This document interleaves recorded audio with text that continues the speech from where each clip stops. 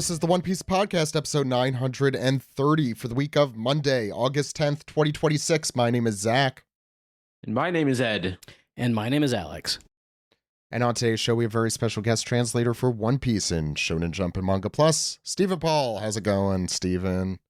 It's going good. Very humid down here, which is very strange. Well, welcome to the club. Right, yeah. It's like, it's not supposed to be us. It's supposed to be you guys. Huh. Okay. That's interesting. Stephen is... Weather in Southern California? How quaint. Yeah. Right? Stephen is our guest this week, and it's singular. That's it. Yep, that's it. We have a lot of news, though, right up front. Let's start with the podcast news first. I think I mentioned this plan a couple weeks ago on the show. Yes. Well, first of all, I want to give Sam and Steve a huge thank you for covering last week to do the anime recaps. There's still many more, I believe, left. I think there's like 4 or 5. We are starting a new off-week series. Kirsten and I will be hosting. It's called, thanks to Stephen for the name, by the way, One Piece by the Book. We are doing a volume in off week. So every week the manga is not on. We're going to go through a volume. You could read it like a book club. So you could, join us in reading those. The first of these volumes will be Wanted, which Kirsten and I had not read. I just read I've read Romance Dawn and Monsters, but I had not read the other stories. So that was my first time. And I have a bunch of thoughts, and it was very cool to read. And we'll be going through that this coming week since there is no manga chapter because of Oban. This is a double issue. Yes. Mm-hmm. And I said Oban was in July, and I should have known it was in August because I was there for Oban like 12 years ago, and it was in August. But that's all very hazy. I don't really remember that. Anyway, please check out. Apologizing to the listeners that complained about it. Congratulations for going to Japan in the hottest time of the year, you dummy. Yeah. Well, at least the humidity wasn't as bad as Southern California. Yeah, we have it the worst. They terrible. Definitely have it the worst because they don't know what they're dealing with. It's a completely foreign thing. Stepping into something new.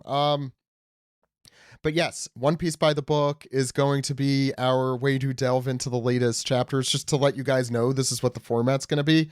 We're going to go through what happened in the year, or more likely the season, that the volume originally came out in Japan. So for Wanted, this is going to be pre-1997 stuff. So like what was going on there or what was going on here? We're going to recap what's going on in that volume. We'll take away highlights. And then at the end, we're going to go through what's changed in retrospect. And we're going to start also, because people love these, we're going to also rank them as we go. Like what volume we think.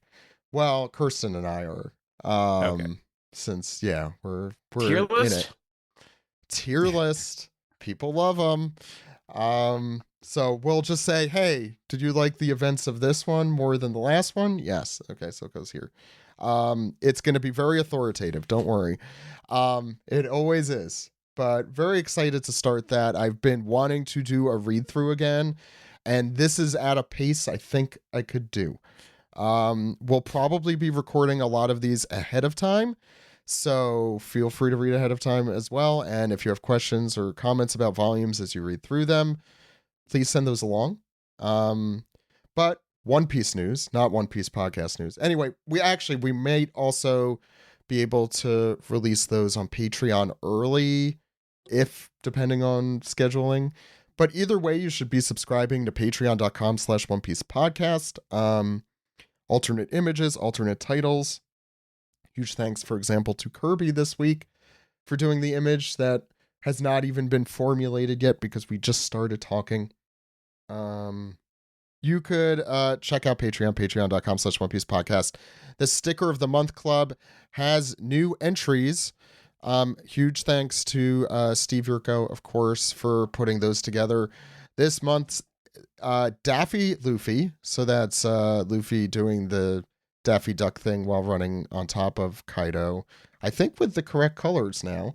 And we have Luffy making the pizza pie, twirling the pizzas from Pizziolo. It was Saturn and Kizaru. Why was I blanking there? Anyway, check that out. Patreon.com/One Piece Podcast. Right now, Daffy Luffy is winning. And who was it? Was it Ken who was saying that everyone better vote for Pizza Luffy? So putting his thumb on the scale once again. Yeah, that's unethical behavior. It is unethical. Yeah. We don't take vote rigging here lightly. Ken, who I assume is listening, better be, because otherwise this is a waste of time. We have One Piece news though.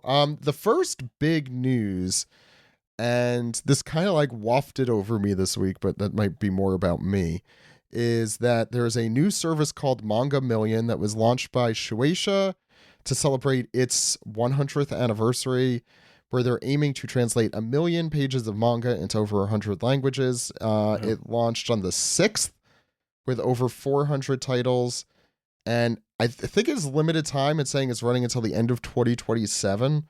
That's a very long limited it's funny. time. But Manga Million implies the existence of Banga Billion. Yeah, for a second there, I thought it was a scratchy lottery type situation.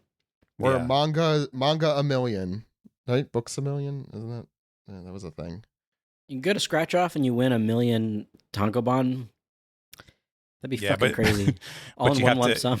You have to give them a volume first to get the scratcher. Yeah, that's right. That's one time you don't take the lump sum. You take the weekly payout for that, because that's too much manga. Also, you could divide it. You're still getting a lot every week.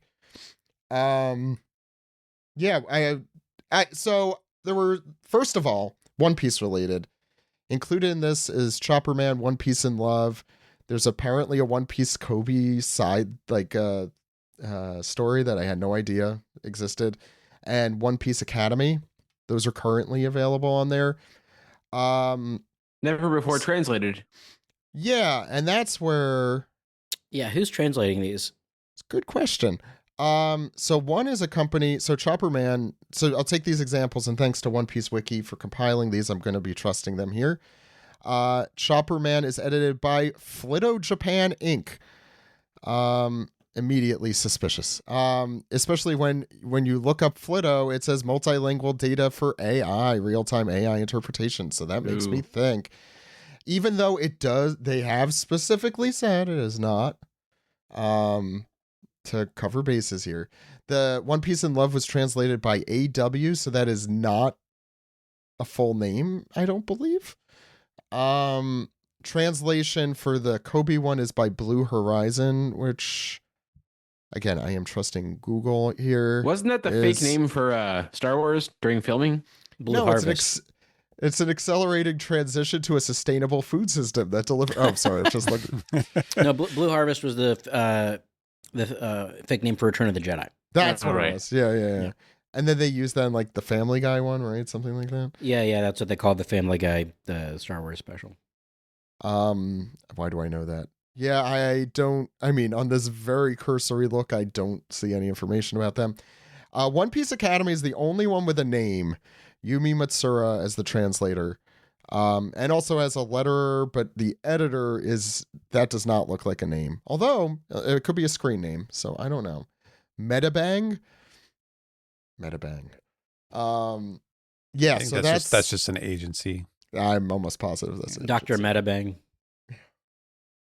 Calling Dr. Metabang. Yeah, so there's been some controversy around this for that reason, and I think rightfully so, in my point of view. Do you guys have any thoughts on this? Either as a idea or in practice? I haven't looked at them yet. The idea of it is a good idea, but especially if you're going to be translating comedy, you need to have people who get the jokes first be able to translate them. Why are they doing this again? Not me, Ed. That's what you're saying. I should not translate. It's what is it? He said it was the Shueisha's 100th anniversary. Yeah. I see.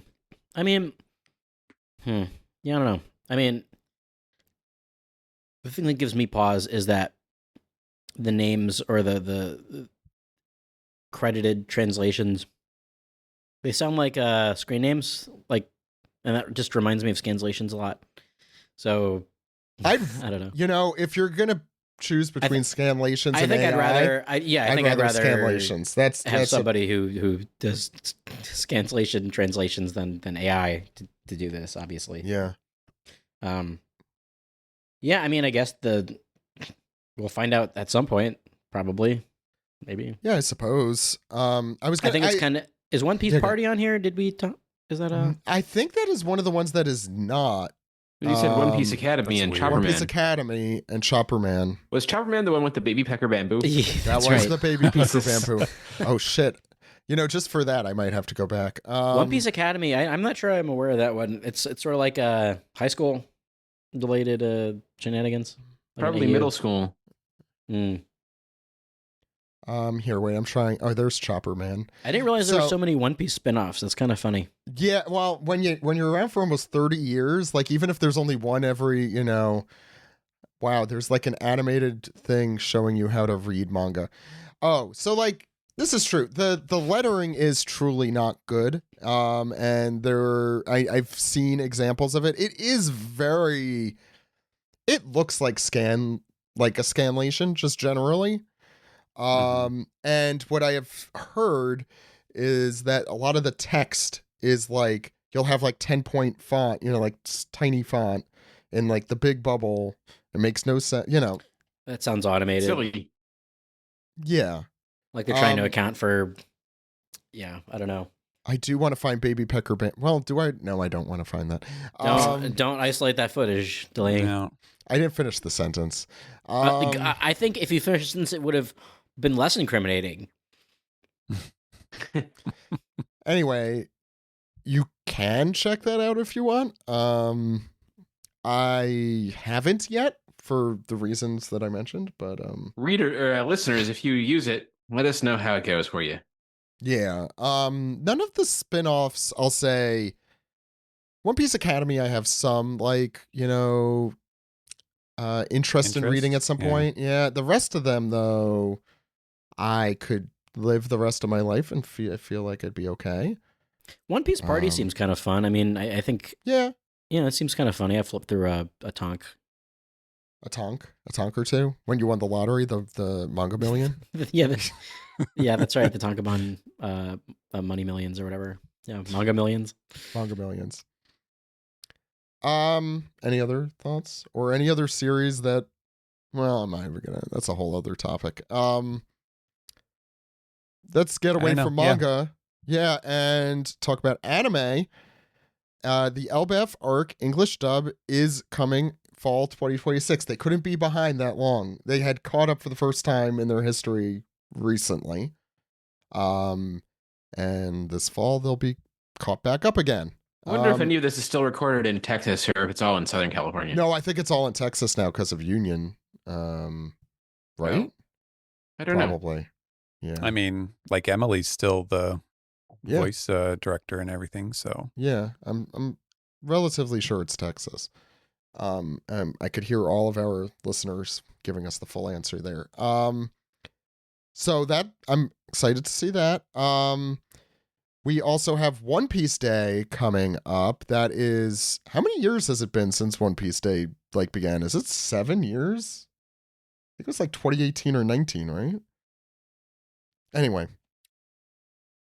Should have looked that up before we started talking. One Piece Day is usually celebrated on the actual day. I think they moved it to August. Yeah, this year? It's been August, I think, for a couple years. Oh, has it? Yeah, I remember it was in August 2 years ago when I was in the hospital. Yeah. I guess my when they announced the One Piece, that was One Piece die. Ago. I guess I just automatically assumed that they moved it because they're probably going to show a sizzle reel or something for the live action.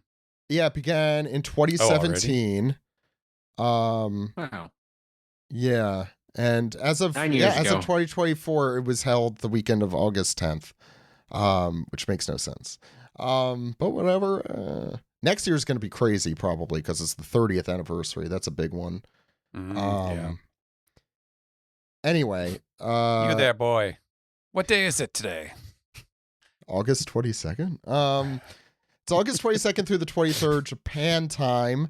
It starts 18:15, so it's 6:15 in Japan, which I think is 5:15 Eastern in the morning. And the second day starts at 10:30 Japan time, which I believe, I'm doing this off the top of my head, I believe is 9:30 a.m. Eastern on Sunday.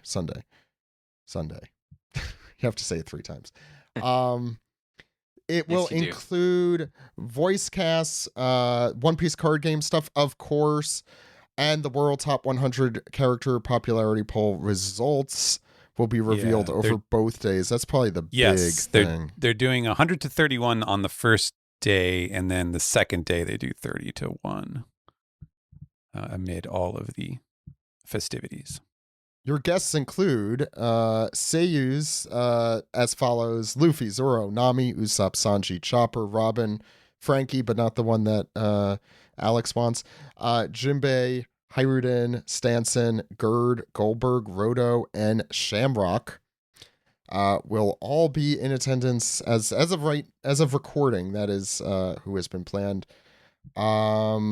Also, yeah, I think that's about the gist of the news we know of. Yeah, there's also a One Piece card game special panel in the midst of all of that. So word on the street is they're already scalping the link to the live stream, the URL. Wow, good for them. Also, the Aina the End and 36 kilometers per hour, who do the current opening and ending, will be performing, as well as, of course, Kitadani and Otsuki, who have been doing that awesome dual act for a couple years now. I think whenever us and Dear Sunrise, which I really love that song. That was in excellent. Egghead, right? Yeah, so that's been a couple years. That's right. We have memories at home. That one. Yeah, that we have memories at home one.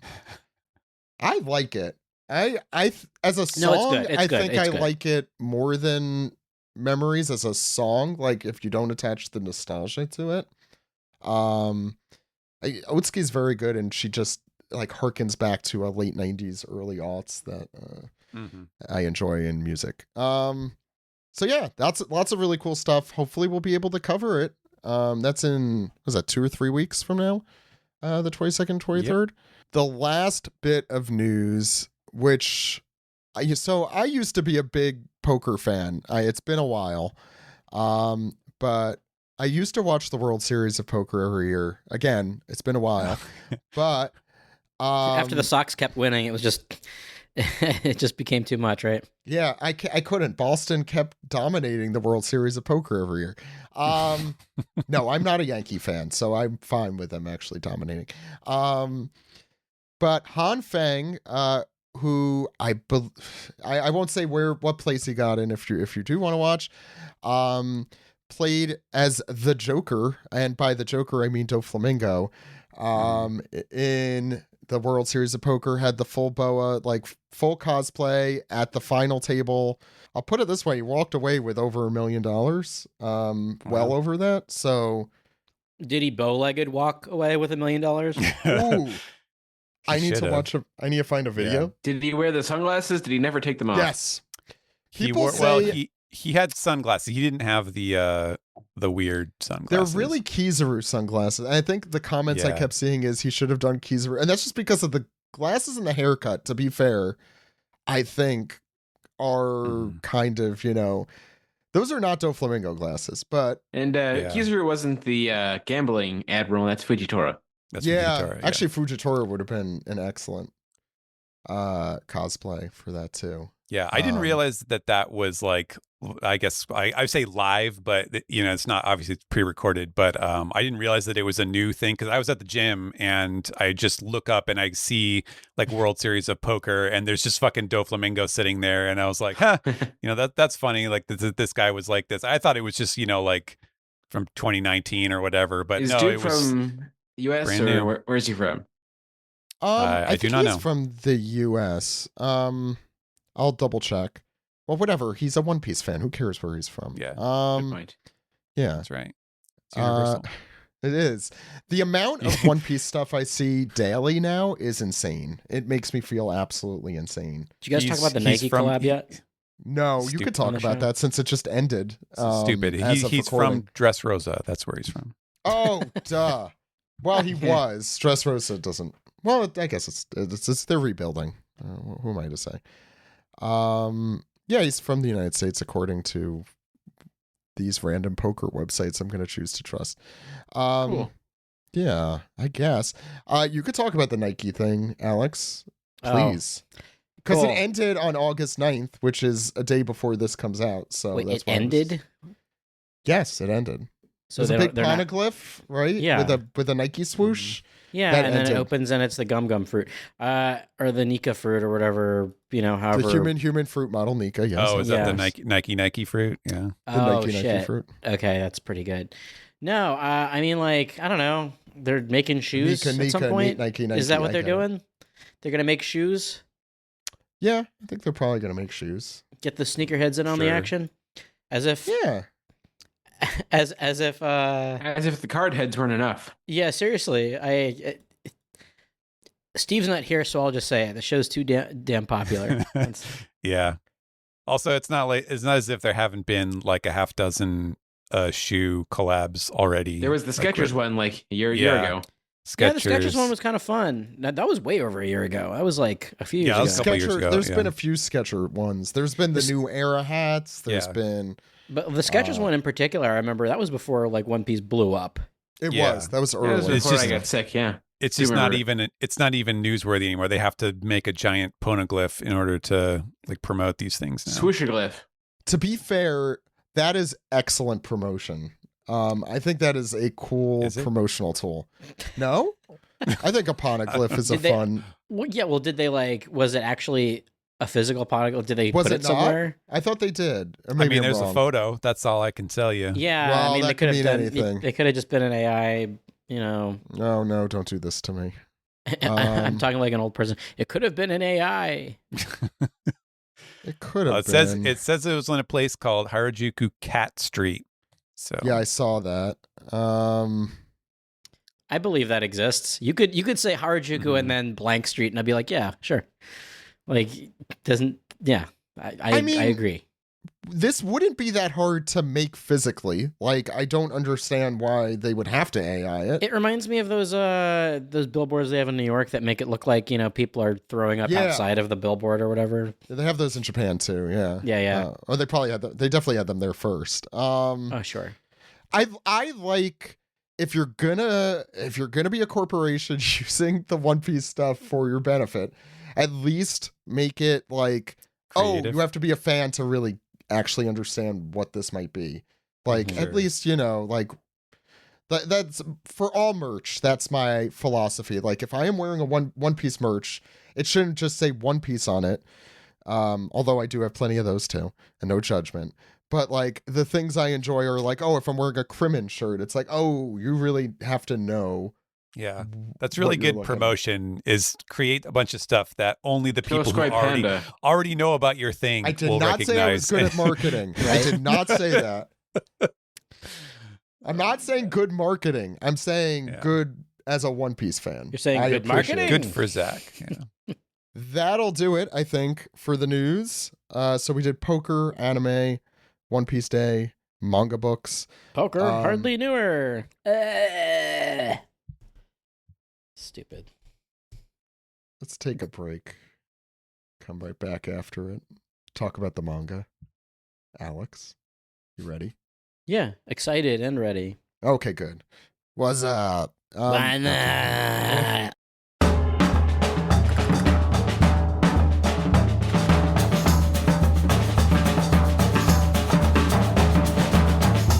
This is the manga recap for chapter 1190, Those Whose Death Brings Celebration. Donald Trump. What? Wait, what? Sorry. What? Did something? That's No, a nothing happened. That's I'm a just wishful wind. thinking. God. Anyway, That's a weird audio thing that just happened there. weird. Yeah, glitch. So yes, what I was saying, the name of this chapter is Those Whose Death Brings Celebration. You could read this chapter and all chapters as soon as they come out at shonenjump.viz.com or mangaplus.shueisha.co.jp. Actually, Alex, on a more serious note, A Death Whose Brings Celebration is what happened when Steve and I were in New York City in 2011. Right. That's right. Osama Yeah, bin on Laden. CNN. Yeah, we were famous. In your One You were? Piece shirt. Or was Steve wearing the One Piece shirt? Steve was Steve wearing was the wearing- One Piece shirt. And it was like the only One Piece shirt that existed in the year 2011 in the United Inundating States. new listeners Yes. Yes. to the story. Yes. Anyway.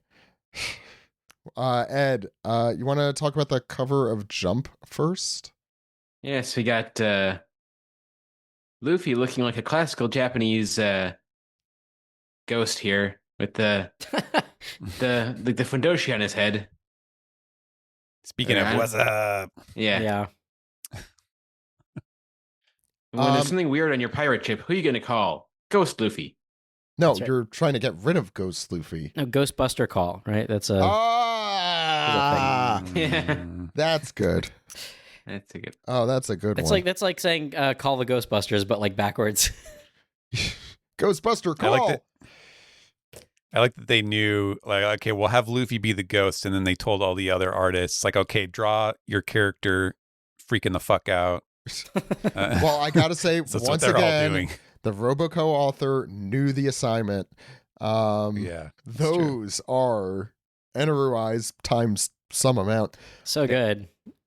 Do you have the Japanese one? Piranha eyes too. Do you have the Japanese one in front of you, Steven? Because I know Akane said something in it. I just don't remember what it was. She's saying Akane Banashi. Excellent. Her famous catchphrase. Yep. Nisakoi. Just like Homer Simpson's famous catchphrase, yellow. Or Lisa's famous existence is nothingness or whatever from the arcade game. I'll be in my room. Yeah. I'll be right now. Well, that's the actual one. Forgot about that one. Ed, what's on the cover page? I was gonna say cover story. Cover page. Yes, it's a reader request for Shanks grilling fish for breakfast in a port town surrounded by cats by Coedo. I eat pieces of Cats. fish like you for breakfast. And Luffy. You eat fish for breakfast? No. Yeah. I mean, yeah, what did you expect? Lasagna. Besides cats around. This is actually very cute, I think. Like Luffy Mhm. too being there. And that being Windmill Village. Yes. I think this is just an extremely adorable one.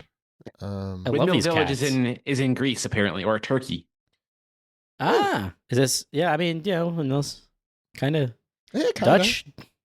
It's the European. Dutch? It's supposed to Amsterdam? be like proto-European, I feel Well, like. the horde of feral cats is giving Greece and or Turkey. That's true. I mean, you're not wrong about that. And then the grilled fish.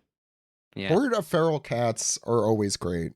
Like when I travel, I always say this: cats just like flock around me for whatever reason. Very 30 to into me. 40 feral cats. 30 to 40 feral. There it is. That's why I need my Gum Gum Gatling for 30 to 40 feral cats. That's right. How old is that meme now? I don't even. Oh my God, it's got to be like 10 years old now, maybe. Yeah. I just was thinking about it because John 2 Oliver or 3 did years. that thing on feral hogs recently. So it was like back in my brain. No, this I think it's very cute. I don't know if you all have thoughts. Which one's Simba here, Stephen? The striped one in the foreground. And Alex, which one's Nemo? Probably the one with its tongue hanging out, like Mhm. up there, like Yeah. really just going for it. Like he's like, oh, I don't give a shit. Like, yeah, that's Nemo. Okay, and which one's me? No, I'm Shanks. You're Uh, Luffy. Yeah. No, I'm not cool enough to be Luffy. Let's just be honest here. I know that's why your face is covered by the fish. Yeah. Oh shit. Okay, you're right. That's not how you eat fish. I'm the seagulls. Those whose death brings celebration. Let's start the chapter, Ed. Yes. So pick up where we left off with Gaban deflecting Emu's axe attack with his axes. And Their tips touched. yeah. they make a spark, yeah. Ew. And On a roll, Steven. Emu scowls sort of impassively, Yeah, and Mr. Spit Roast. and Gaban is sort of grinning intensely. And Luffy is still a pincushion stuck to the tree. Yeah, that one's gnarly. And so Emu's, I guess, sort of blown back there with his Hearthstone donut up and his devil tail coming off.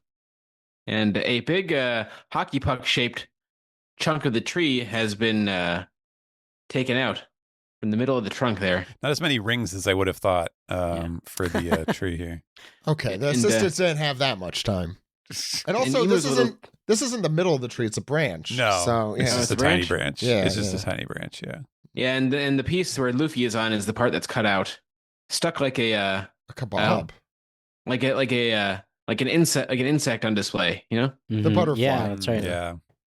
Nobody suspects the butterfly. Yeah. And so Emu's breathing hard, and Gaban is also pushed back, and he starts twirling his axes, I guess, for another Twirling. attack. Getting all And, the Simpsons references in here. Luffy shrieks in pain. Ah! So I guess Emu's gearing up for another attack here. Well, he's trying to get Gaban, who pops Yes. out of existence, and that's it for Yeah. Gaban. Until the next I think page. Luffy's the swords that were in Luffy are they've fallen out. come out. Yeah. I don't think Yeah. have they fallen out or have they been telekinetically? I think, taken out? I think he's force grabbing them or whatever. Or psychokinetically, rather. Yeah. How? Oh yeah, because the sloop sound effect. Yeah, that's Monkey D. them Schloopy. in the Monkey D. corner. Sloopy. Okay, I'll do Yeah. that, I guess. come on, Schloopy. Come on, Schloopy. Come on, Schloopy, come on. Schloopy, Yeah. Speaking of hanging on, Gaban pops Nice. out of this panel and into the next page where he is hanging from the tree using his axe. What a cool! That's a really Just kind fun of jumped. panel. Yeah. Emu said, "All too easy," and then he just jumped up. And Gaban says, "You're a hideous sight, like nothing in this mortal world." And Emu says, "Who art thou?" And Gaban says with conviction, "One who knows the world." And he lands very gracefully with a little. Emu's not super happy right now. In the meantime, Luffy is screaming in pain, as as one does when they've been impaled by two legendary swords. And Gaban gives Luffy the business. He grabs him by the collar and goes, "Hey, on your feet, Straw Hat Luffy." And Luffy is screaming in pain as he's being shaken by an old man. He says, "I'm disappointed in you. Aren't you ashamed at getting saved by an injured old man like me? Your white form, Emperor of the Sea." And Luffy's like, "Ow, ow, ow, ow, ow, ow, ow, ow, ow." He's being grabbed, he's held by the neck. Yeah, Yeah, by the jaw. but yeah. Yeah, to be fair, Gaban, like, important lecture, I get it, but like, could have been a little bit. Hey, he's from the school. He graduated from the school Hard Knocks, man. No, this is like a Homer Simpson, like almost. It's like a step away Why from You like Little? Why You Little, yeah. Yeah. So Why You Little, don't get so full of yourself. yeah, he's, "Don't get so full of yourself." And Luffy goes, "Ow, hey, old man, let me go." Emu's just sitting here, just watching this occur. He goes, "You want to die here?" Luffy says, "No, I'm not gonna die. Yow, let go." And Gaban continues, "You're a dead man walking. It's pathetic. What happens next after you're dead?" What is this Gaban voice? It sounds vaguely General from- Septum. Okay, that's what. Why? It's not quite General Septum. He's just an old man. He's just an old General man Septum, talking. I don't think was that old. He was probably like 32. He's just you an know? old man talking. And Luffy, for a second, just kind of thinks about it. And, he says, I can't protect my friend's country. And we have this, and we got a nice panel of the whole of Elbaf, from the underworld to the middle section that I don't remember what it's called. The Sun World. The Sun World. And then to the Great Beyond, or whatever we're calling it, the Twilight Astral. the Astral Plane. Sure. Up at the top. Yeah. And don't worry, we'll never see it. Yeah, that's right. Gabon continues. He says, "That's right. And what happens to the crew you've brought all this way?" Oh, it's Nick Nolte. That's who it is. I was trying to put my finger on it. Okay. I'm like, yeah, it's definitely Nick Nolte. Yeah, Scott Gabon definitely had a motorcycle accident. Yes.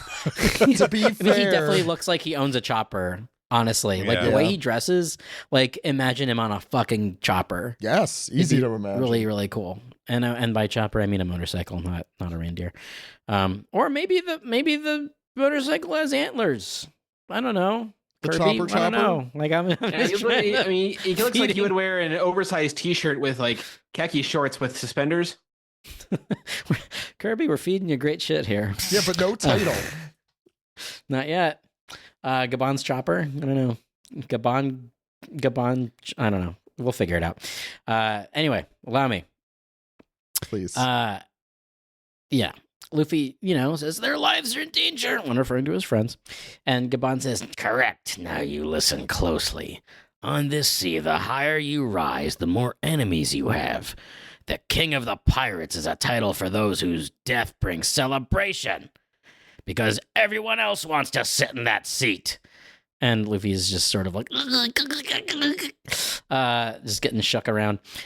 If you're imagining you can be king of the pirates with nothing but peace and sunshine and rainbows, save us all the trouble and go home. Forgot the lollipops. That's right. That's Sunshine, definitely what I was. And rainbows, everything that wonderful. Yeah. Yeah, that's gargling gravel here. You chose the voice. That's why I was asking. I'm like, oh no, your voice. Yep. I chose it. Luffy's like, damn it. Because he knows he's fucking right. Gabon then says, you're not cut out for this. Now stay out of my way, brat, and chucks him. But he doesn't chuck him like a superhuman. He just like throws him like, I don't know, 20 feet. Yeah, he's not. It's just a little airborne. It's still good. Yeah, it's no yeet. He basically is just like, I'm done with you. Yeah, he yoted him. Yo. He's been yoted, yes. And Luffy just lands with it, like he's just clearly in so much pain. Yeah, dude, come on. I love this little sliver of a panel of Emu just sort of staring, just like, I don't like this one bit. That looks like a motivational speech. Yeah. Luffy basically lands on the crown of his head. And he's like, damn it, that stupid old man talking all that trash about me. I'll show you. And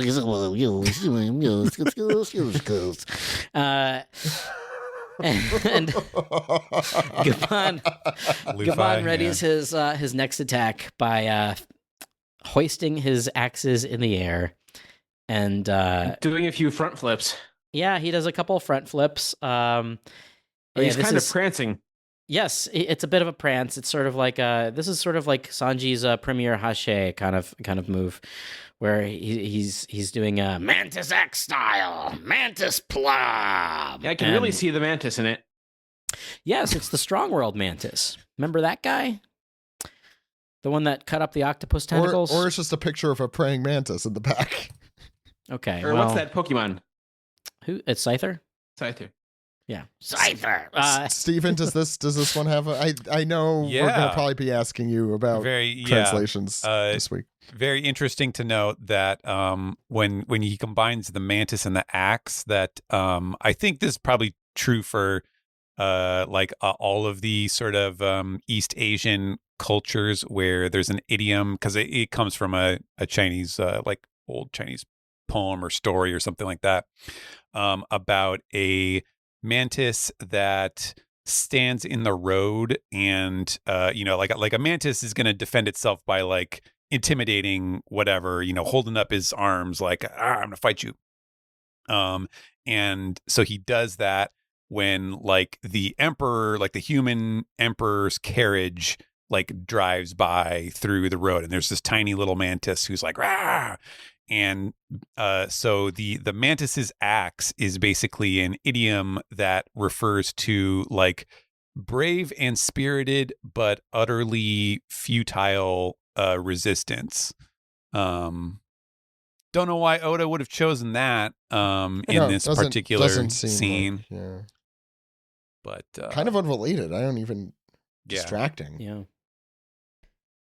So basically he's saying, knock, knock, who's there? Mantis! Maybe not. I don't know. So Emu says, is this a joke to thee? And he says, you want to kill him, don't you? And Emu says with the utmost conviction, I do. And you can. This is a kind of a fun panel.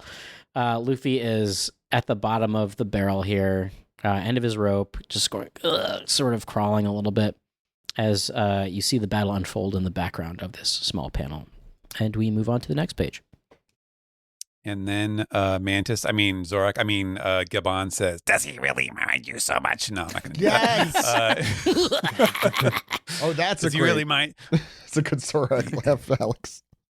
I thought you were going to make pizzas with a garlic crust. So now I'm upset you just to do that the whole time. Yeah, sorry, go ahead. Gabon continues his offensive against Emu. And he says, does he really remind you so much of Joy Boy? And Emu takes that with a triplicate exclamation points there. And he glares back and he says, who art thou? Dost thou recognize Mu? And then he switches from the axe. I guess he's like, well, yeah, he generates in his other hand. He moves the axe to one hand and then with his free hand pulls out Honebami Toshiro, which is, again, another real world weapon. In this case, I do believe it is an actual sword. It's not a legendary sword. It is a sword. Toshiro was the name of the swordsmith, and Honebami means like bone gnar or something like that, like a pretty gnarly sounding name.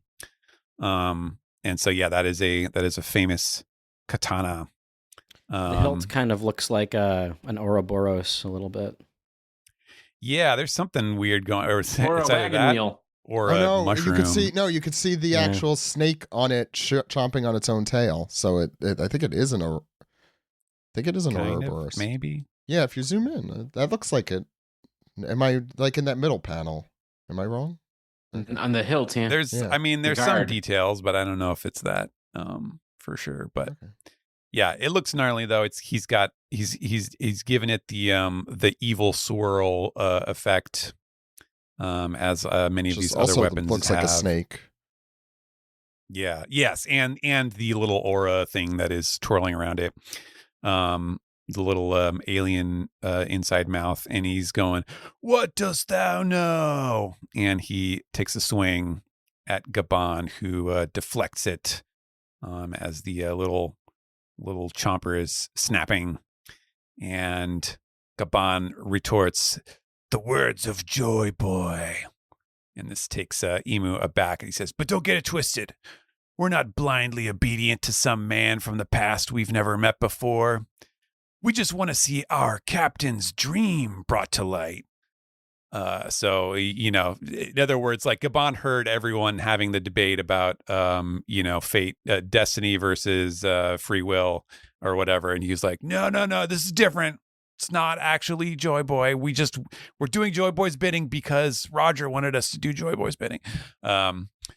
So Emu coughs, and it looks like he's got a little drip going from the corner of his mouth. And he says, Captain, because he doesn't realize who this is. And Luffy is still writhing around on the ground. Interesting to note that like he has not lost the Gear 5 throughout all of this, which I feel like is noteworthy here. It is. Because usually when he gets kind of knocked down and out for a spell, that's when he goes back into. Do you mean when he gets stabbed by 2 gigantic legendary swords? Yeah, that. Yeah, you would think. And he's like, "Ooh, I'm gonna get that old man for making fun of me." And he's like yelling at himself now. He's like, "Heal, get better. Just a moment is all I need."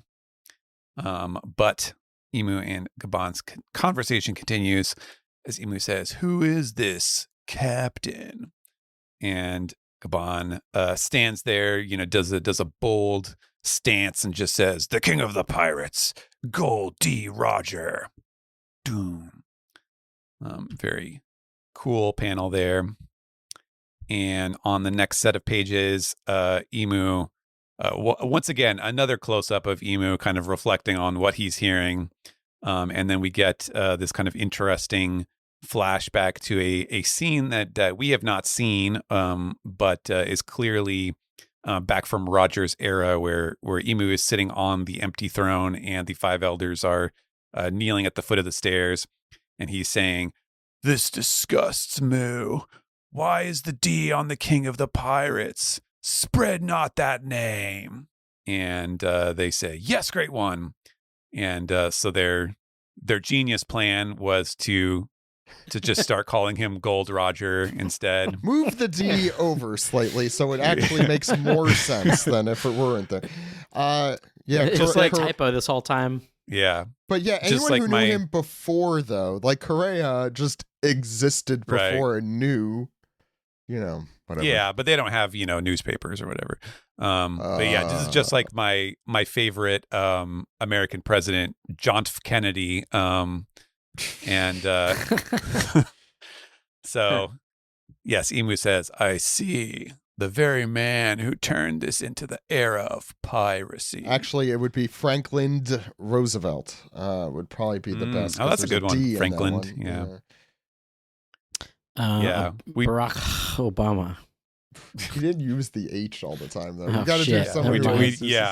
And we try not to talk about FDR is George a D. George U. Bush. George U. Bush. He's part of the tribe now. God. I could say it. Emu continues, and why would the remnants of his crew protect Straw Hat Luffy? And Gabon says, "Because you're going out of your way to eliminate him. Is that not proof enough? If even you see him as a threat." And we get a little flashback to a scene. I believe this was from Oden's flashback. Yes. When we actually saw them going to Laugh-Tale, and they're leaving, and then Roger says, "Someone will be born and eventually surpass us. We were just There's the egg early." on the ship still. Still, well, I mean, yeah, it did. Where would it have gone? This was in the past, of course. Yeah, eggs don't hatch. Gabon continues, "Then you're telling us that this boy is the very man we've all been waiting for." And we get a little who's who montage here of those we've lost. Rayleigh, no, just kidding. I was going to Rayleigh, say. Clover, Shanks, 3 of these Oden, people are alive. Crocus. and Newgate. Yeah, Crocus. That's right, not Clover. I always get them confused. Cloudy Crocus has Clover. better hair. Cloudy Clover, full name. Once again, Right. the government making a cloud, like that's a real word. That's stupid. Come on, what are you doing? Luffy is his efforts to heal himself not working. He's still huffing and panting, and Emu He's says, leaking. No pupils, Yeah. no irises. Right. Emu says, "Indeed, we have been foolish. Perhaps we have mistaken numerous mere coincidences for destiny. Let us end that now." And in the foreground, we see that he's making his little omen critter bloom out of Luffy's chest. And Seems Gabon, bad. yeah, probably not good. And Gabon is like, "No, wait, idiot."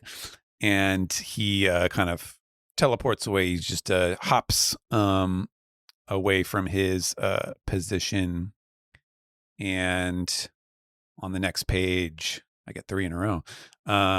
he is airborne, and Imu is like looking up at him in surprise, and Gaban says, "Sorry about this one, Jewel Tree Adam. It wasn't my intent to eat you," which if you've forgotten, because it hasn't been mentioned once since it was just revealed. realized it just now when you said it. Yeah.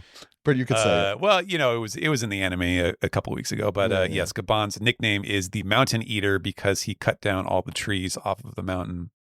And so he's referring to that as it corresponds to the Jewel Tree Atom. And he starts crackling with hockey energy, and he's like, "Oh, damn these creaky joints. It sucks getting old." Which is the most relatable. Yeah, Gaban tell me about it. God. Yeah. And Luffy he's gotten up off the ground. He's on his hands and knees now. And he's going, "Oh, old jerk. I don't care if he is friends with Rayleigh." As he's huffing and puffing, and Imu starts to do the stigma attack, but he doesn't have time to get it all out. The stigma balls. And before Gaban unleashes a new attack, Gate of God. And this is kind of similar to like the Divine Departure. Yeah. Right. It's one of those like old sort of Shinto references where it's supposed to be like the gate between like the human world and the world of the gods, the kami. It seems like it just unleashes a couple severing blasts where it's not just the little twig branch that Luffy was impaled on, but now it is like the whole branch. Yeah, no? Well, it's not the trunk. It's like the big branch that they were standing on. Yeah, the branch route or whatever. Yeah, maybe it's one of those. Whatever they're fighting on. And it just cuts a couple pieces loose in a big old impact panel. Very cool. Yeah, Luffy was the rest of the word ma away. He was ma away from potentially being killed. So let's keep that in mind. Right. On the next page, the fight continues let's zoom in here, see what's going on. You have Imu standing on the branch, which looks to be about to fall down into the underworld, as Gaban still is floating above it. The Conqueror's Haki emanating from both of them, particularly Imu here, as we continue the next panel and see that he is a little bit worse for wear. Certainly was distracted from doing what he was trying to do. And he prepares his potentially Ouroboros sword, as he says, still the Pirate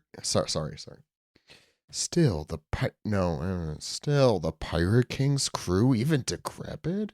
Thou art so determined to believe? I don't believe in anything, man.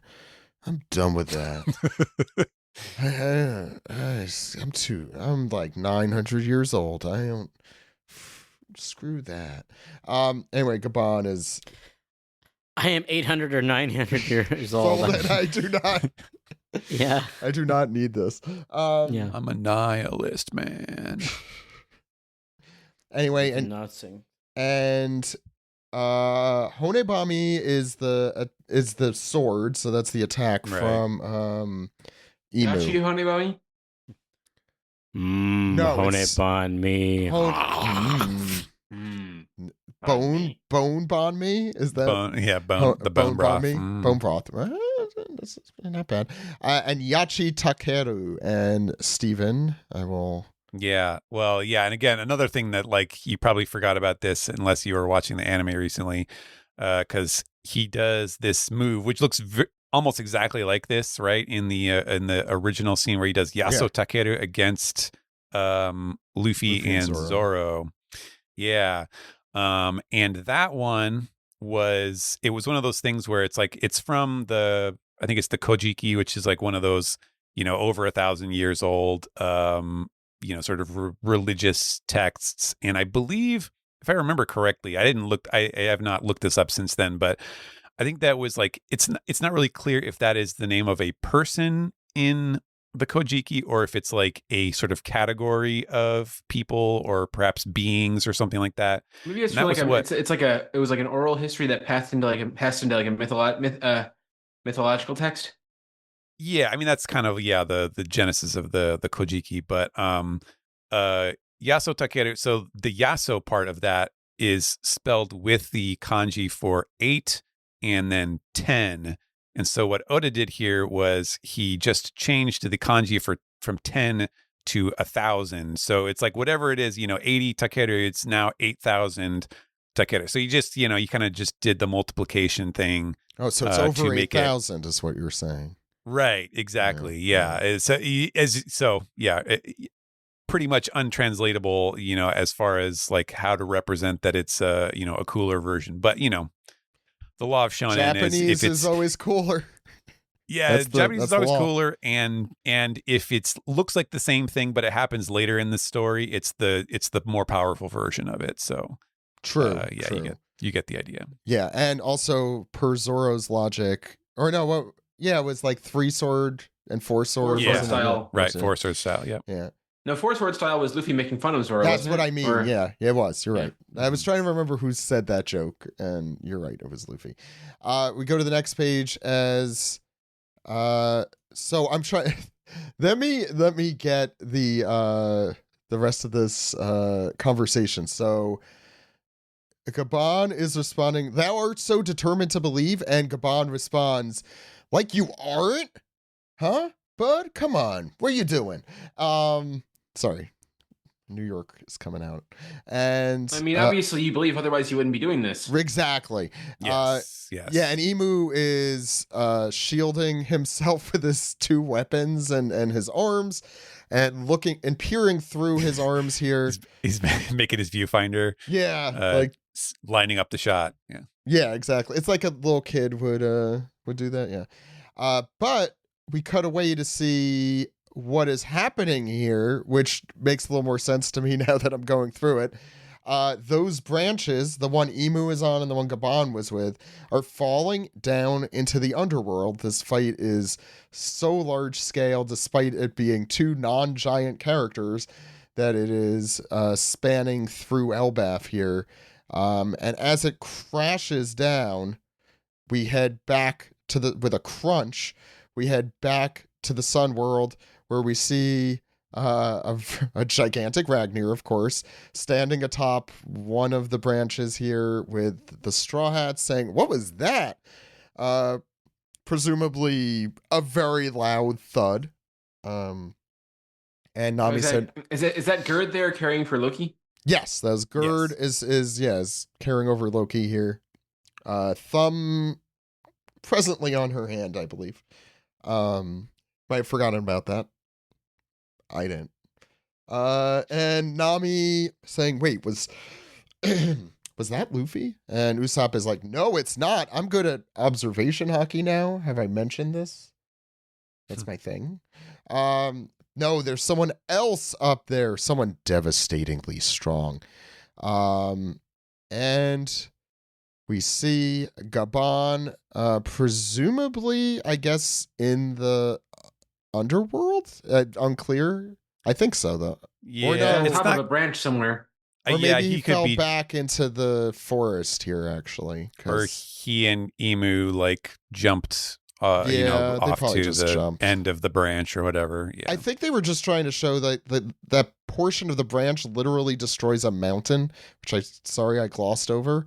I think they were just showing. Yeah. I think Oda was just showing the scale. But yes, we see Gabon. He seems to be fine. Nothing different. Wait a second. Let me zoom in here. What? There.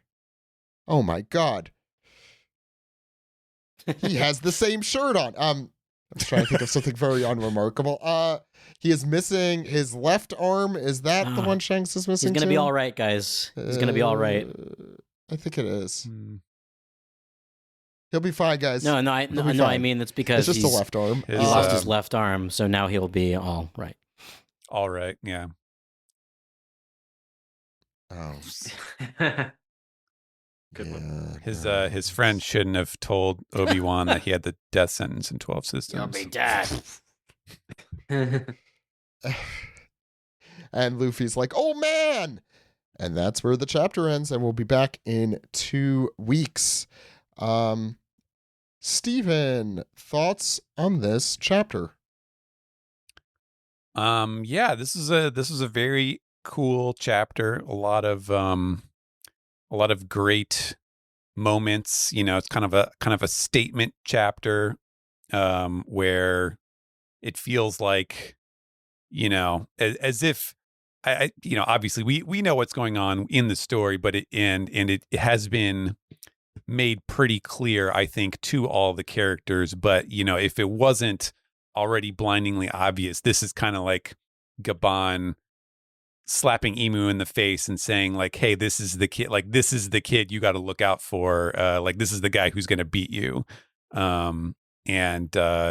That is, it's cool to see that kind of statement of intent from a notable character.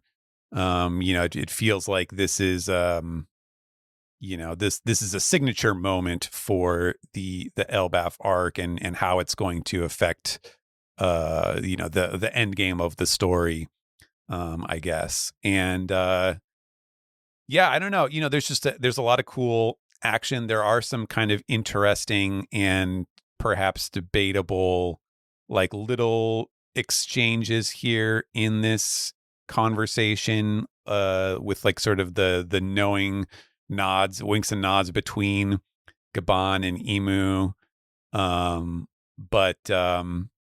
Yeah, I get the sense, I mean, we could talk about it a little later, but like, I feel like Oda is kind of giving us has been giving us some breadcrumbs as to like where this all begins with Emu and Joy Boy. And I feel like Gabon knows enough as well to be kind of teasing him about it a little bit.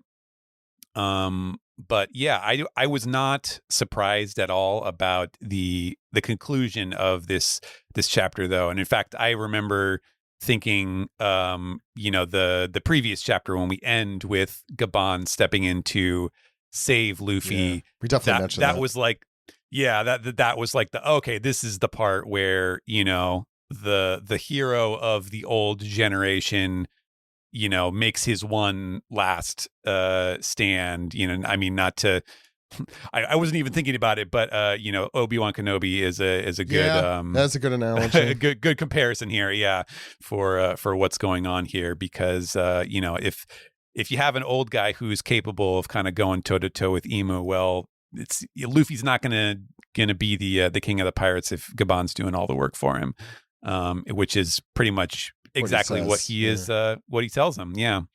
And so yeah, it's just it is Gabon just being a complete badass from start to finish, which is great to see, since obviously we get a lot more of the sort of goofy side of him when it's not like life and death stakes earlier in the arc.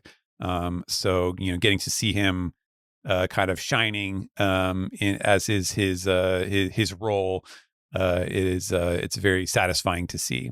But yeah, it's gonna be rough to see what happens to him, I think. Yeah, already has been. It's only been one panel of that. Yeah. Alex, thoughts? Yeah, I liked this chapter a lot. It was really cool seeing Gabon go toe to toe with Emu. From like a fight perspective, I think this is probably some of the strongest action that it has done in a little bit. You can actually kind of see what's happening. You can sort of follow this fight, which I really appreciate.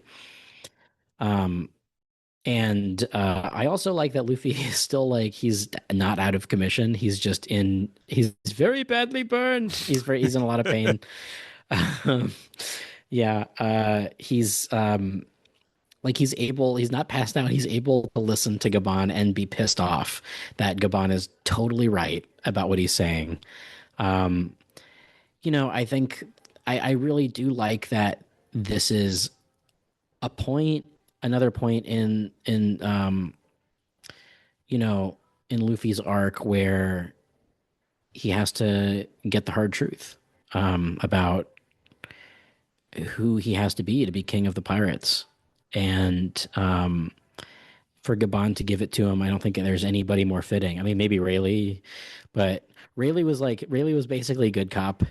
And Gabon is Mr. Hardass over here. So I think that's kind of fun. When you have that dichotomy between the two left and right hands or whatever of Gold Roger. I think it's Silver Cop, Copper Cop. Sure, a copper. A copper. Silver Cop, Copper. I was thinking about this in the shower earlier about how, like, it's kind of funny how, like, the one guy who kind of settled down and just like took up gambling is like the sort of softer guy. But I feel like Gabon, because Gabon married a warrior, he's never stopped like training, and maybe he really is the stronger of the two of them. Ultimately, I think it's kind of fun to think about. The power scalers out there are definitely doing that right now. Yes, no, 100%. But yeah, I think the way I sort of envisioned all of this going is because we haven't gotten to the astral plane, we have to sort of find out what that is. I was always envisioning that Luffy died here or something, and he goes to their equivalent of Valhalla, which is, the top of the tree. And then, there's some business about him, being the destined child or whatever, the third children. And then coming back to life or whatever, and, being all hopped up and ready to fight. But I do think that, I don't know, maybe Luffy... Maybe we're getting another power up at some point here. Luffy seems to think that he's going to like launch one more ultimate technique or something against Emo and that it will work. And I don't know what's going to happen here. Could be another gear. Could be just a futile punch. Or it could be Emu then just runs out of gas and retreats because what we haven't seen since Emu's arrival is him coughing up the blood or whatever, Well, we saw it this week, but yeah. A little bit. Yeah. Or maybe like we all sort of thought that, Emu can't hack it on this world. So it's just, he says that he has a limited time, right? Yeah, I believe he does. Yeah. I mean, it's also a very Oda thing to do. If someone is this OP, not One Piece, but overpowered. Yeah. No, I'm just making a joke. If someone is this overpowered, they have to have limitations, and that goes for, I think, good guys, but it definitely also goes for bad guys. So and it also it ties very neatly into like the idea that Emu spends all of his time in Mary Joa, like not just going out and wrecking shit. Yeah, just not going out and wrecking shit left and right all over the world. Like it's because he can only do stuff very, very limited fashion. Yeah. He's never really touched grass. No, I mean, that's obvious. I don't know if have we talked about this? How he's basically just like basement dweller, like troglodyte, like hangs out in his cold basement looking at this giant straw hat. And butterflies. Yeah. And butterflies, his butterfly collection. Yeah. Writing screeds about famous women that he hates or desires or whatever. Yeah. Yeah. Damn, that is really on the nose. Yeah. I totally forgot how big Emu was until Gabon like fought him in this like panel, the Mantis, Mantis style. It's kind of funny. Well, he also remember he got giant briefly like a few weeks ago, and we haven't really seen anything else about that since. So, but I do like that Luffy is conscious for all of this. Yes. I hope. I've said this already. I hope Gabon doesn't die because it would make me sad for Colin. But I think I also mentioned this a couple episodes ago that like if he dies, Colin will that'll strengthen his resolve as a warrior even further. Like, oh, my father died a noble death fighting till the bitter end or whatever. But and it's better than oh, my dad died because like he's a human and humans like just shrivel up and die when you're a little kid. Like that's that's not a very satisfying or very happy. Yeah, that's sad for him too, for Gabon. Like if he did live into an old age, let's say he lived as old as Correa, like Colin would still be like what, a teenager maybe? Like is still something like that. No, if Gabon dies fighting the good fight, he will have earned his place in Stova Corps. Yes, there you go. Like he's he dies a warrior's death with honor. He is, yeah. Or I mean, I also, this is also he's given his left arm for the future, right? Sort of. He was which arm of the pirate was he? Was he the left arm of Roger of the King? Sorry. Yeah. So yeah, he's the left. So that's kind of fun. Yeah. I'm not gonna be like if Gabon does survive. I mean, I think I like that. I like that he lost his arm. Betting on the future, as Shanks would say. Yeah, literally the same thing. Yeah. No matter what his fate, I think like he accomplished something here by giving Luffy the fucking business and telling him, hey, what are you doing? Like you can't just fuck around here. And this is much needed after like since Gear 5 has been introduced, Luffy's just been sort of steamrolling all of his opponents, and I think we were talking about this in Egghead, like, oh, if he can do this to the Five Elders, then what's the point? So it's interesting to see this sort of happen. Because nothing else happened in this chapter. I don't really have anything else to talk about except for this pretty cool fight. So that's it for me. But I liked it a lot. Yeah, I have a few things I want to mention. I think just like thinking of the Five Elders showing up in Egghead, especially now that, what did that happen? 3 years ago, let's say? Something like some insane number like that, 2 years ago. Like the fact that they showed up when they did, as I don't know if we mentioned this at the time, but probably goes to show how big, how small they are in the pond compared to where we still have to go. And the Five Elders ended up being, at the end of the day, 5 henchmen. Look, henchmen with some of the best card game cards. I get it. From the, what's his name? The Jujutsu Kaisen artist. Anyway, Gege, yeah. Those Sam and Golfer did introduce me to those great cards, and they are very good.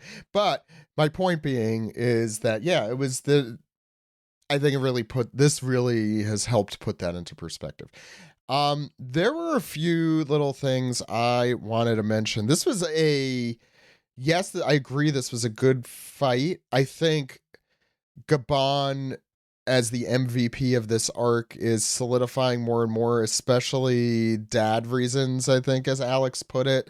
Like, I read this, I'm like, first I was reading this like narratively, like, okay, that's because, we critique it, every week. So I was like, okay, that's a good way for Oda to go in the story. We kind of talked about that, as Steven mentioned.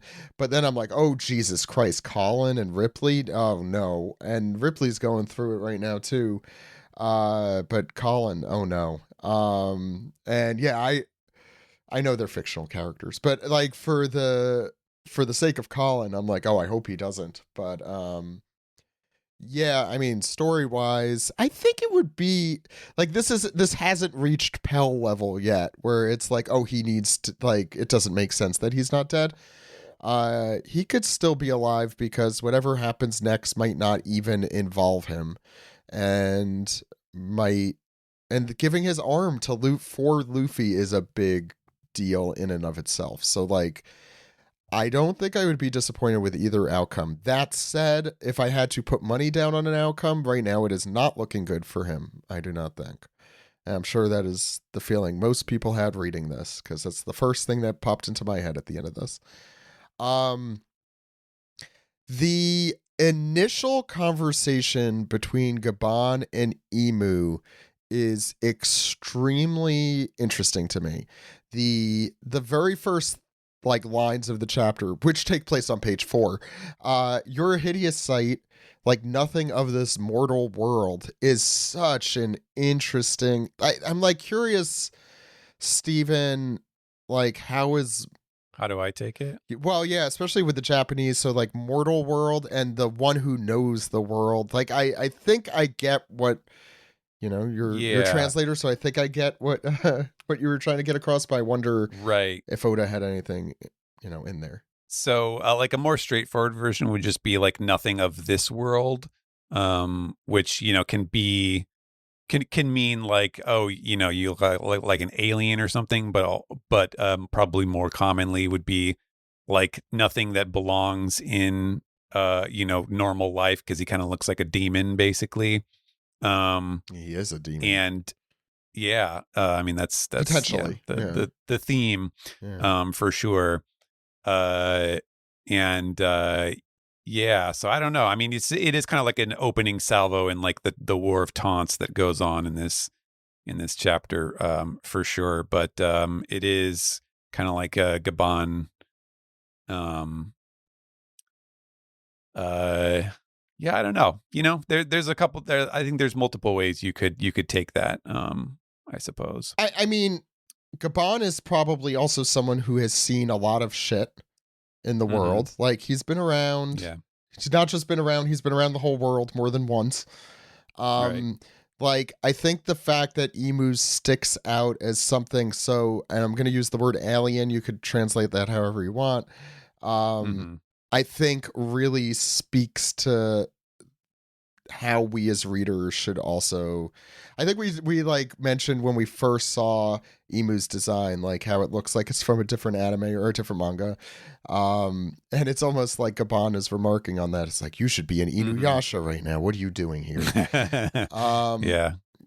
Yeah. And I had just read all of the Wanted comics, so they're kind of in my head right now. And we're going to be talking about that next week. But in those comics, he's like very willing to, break the bounds of reality. Like either, God literally being a character in one of them, or just having ghosts and a lot of stuff that just doesn't really exist in One Piece. And by design. So it makes me think, and he always said, I had the ending to this series planned at the beginning. So part of me is like, okay, Oda's 51 right now, I think. What was he thinking when he was like 14? Like would be the end of this series, which is probably around when he like figured it out, because he had been working on this magnum opus since he was in middle school. Like, how would a middle schooler have this shonen battle go? Like, for the good of being a middle schooler and the bad of being a middle schooler, and having demons in it, and the cover of Jump, it sparked that in me as well. Like, I think we might finally be seeing that side of things, and it might just be that simple. Like, Oda has really held back on the post-mortem stuff, and we might just finally be seeing that here. Which that conversation, the reason I mention it is Gabon saying like nothing of this mortal world, and responding one who knows the world, which I think has several meanings, not just the one I was just discussing, but also the truth of the world, which has been discussed a lot. Maybe this is lost and we've been in purgatory this whole time. Possible, I guess, but why? I don't know. Doesn't really make any sense. Yeah, that was Laugh lost. Tale. It was just a hole in the ground with a golden light shining out of it. And yeah, why was there a golden light shine? Okay, that's a different. Maybe I should rewatch. No, I'm not doing that. Are you talking about the Pulp Fiction briefcase? No, the Lost ending, which is that's the other similar one, to that. Yeah. Yeah, but so that was the first main thing that popped into my mind. I really do appreciate. So, like, Oda has felt like he's been kind of retconning Emu, like, as a reader. The idea of this all-powerful leader of the world government does kind of feel tacked on. Though it's been tacked on since 2019. I get that, and that was somehow 7 years ago. I don't get that part, but it's true. However, Joy Boy has been a concept since 2011, I think, whenever the poneglyph was discovered in Fishman Island. So, and the seeds of it, I think, have been planted a lot better. And getting the connection here with Joy Boy and Gabon, in that, Laugh Tale is connected to Joy Boy because it is a tale of his, of Joy Boy's, is very interesting. Like, they're basically talking about, if not the One Piece, at least what lies at that island or place.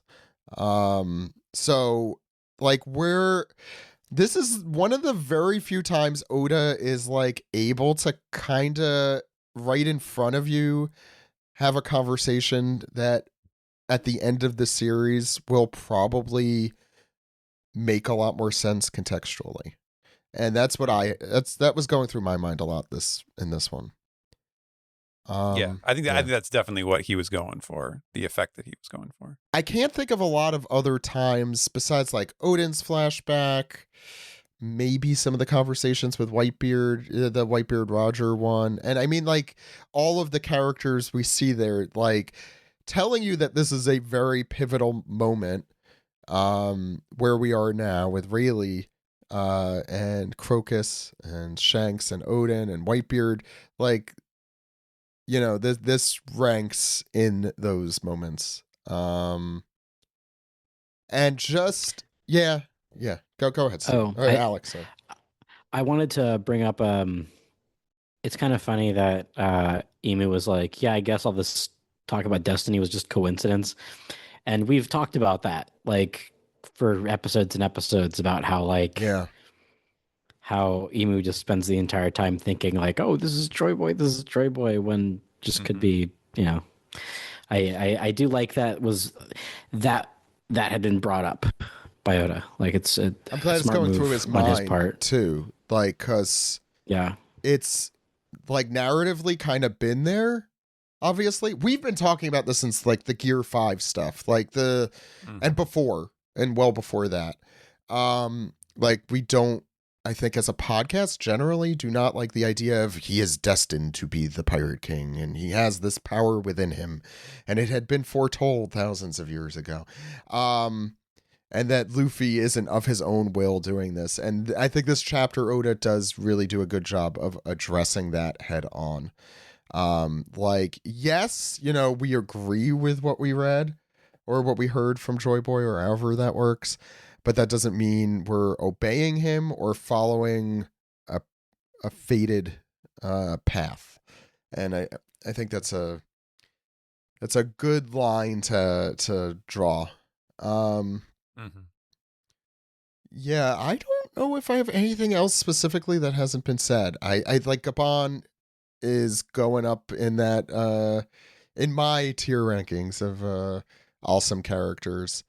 The creaky joints line is not just for our oldies here, but is also for power scalers who are like, his joints, he must have been stronger than Emu back in the day. That's right. Yeah. I was definitely thinking that as I was reading it. I'm like, oh, there's a good out. There's a good out. Right. But also, I think...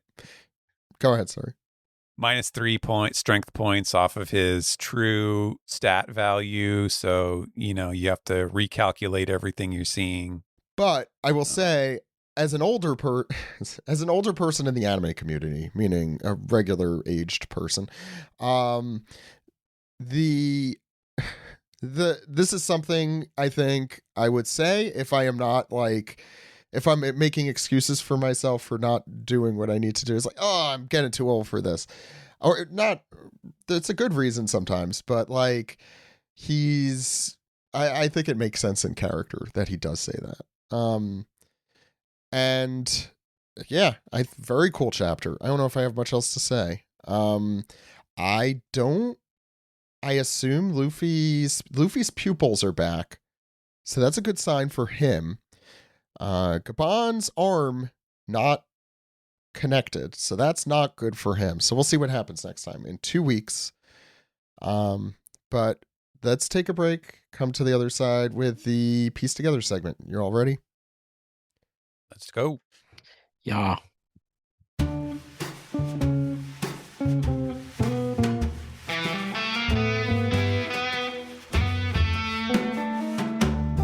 This is the Piece Together segment where I'm 800 or 900 years old and I just don't need this.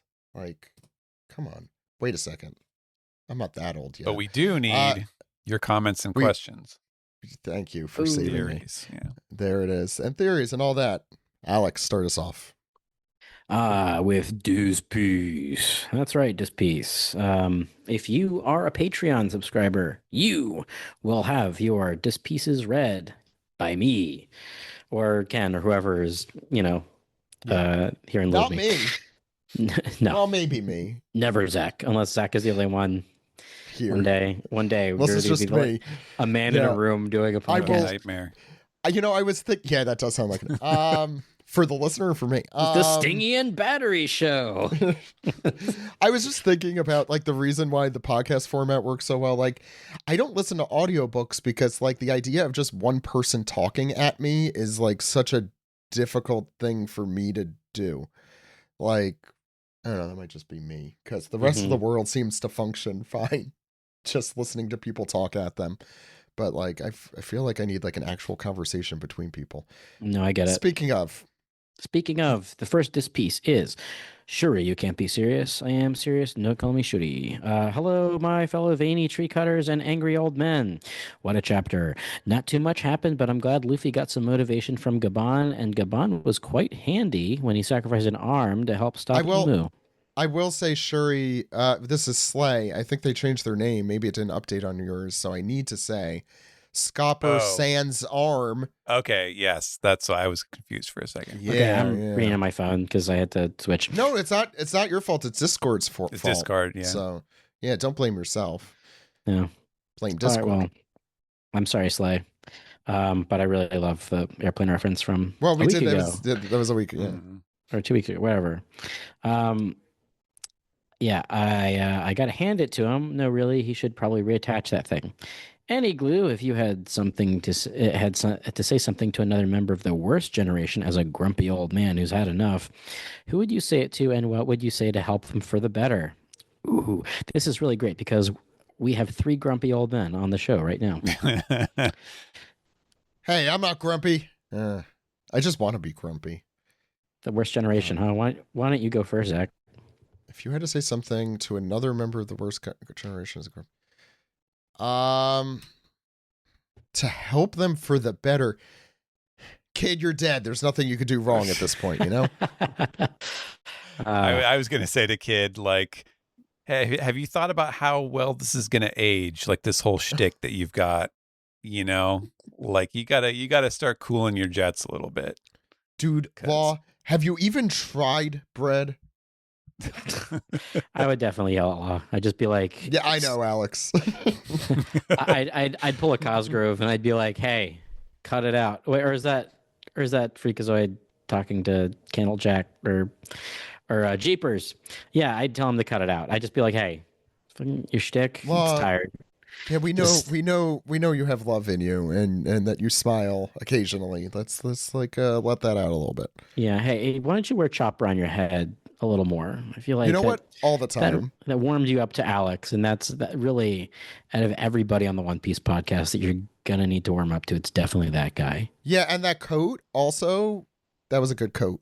Coat. I don't really know if you beat that coat look before or since.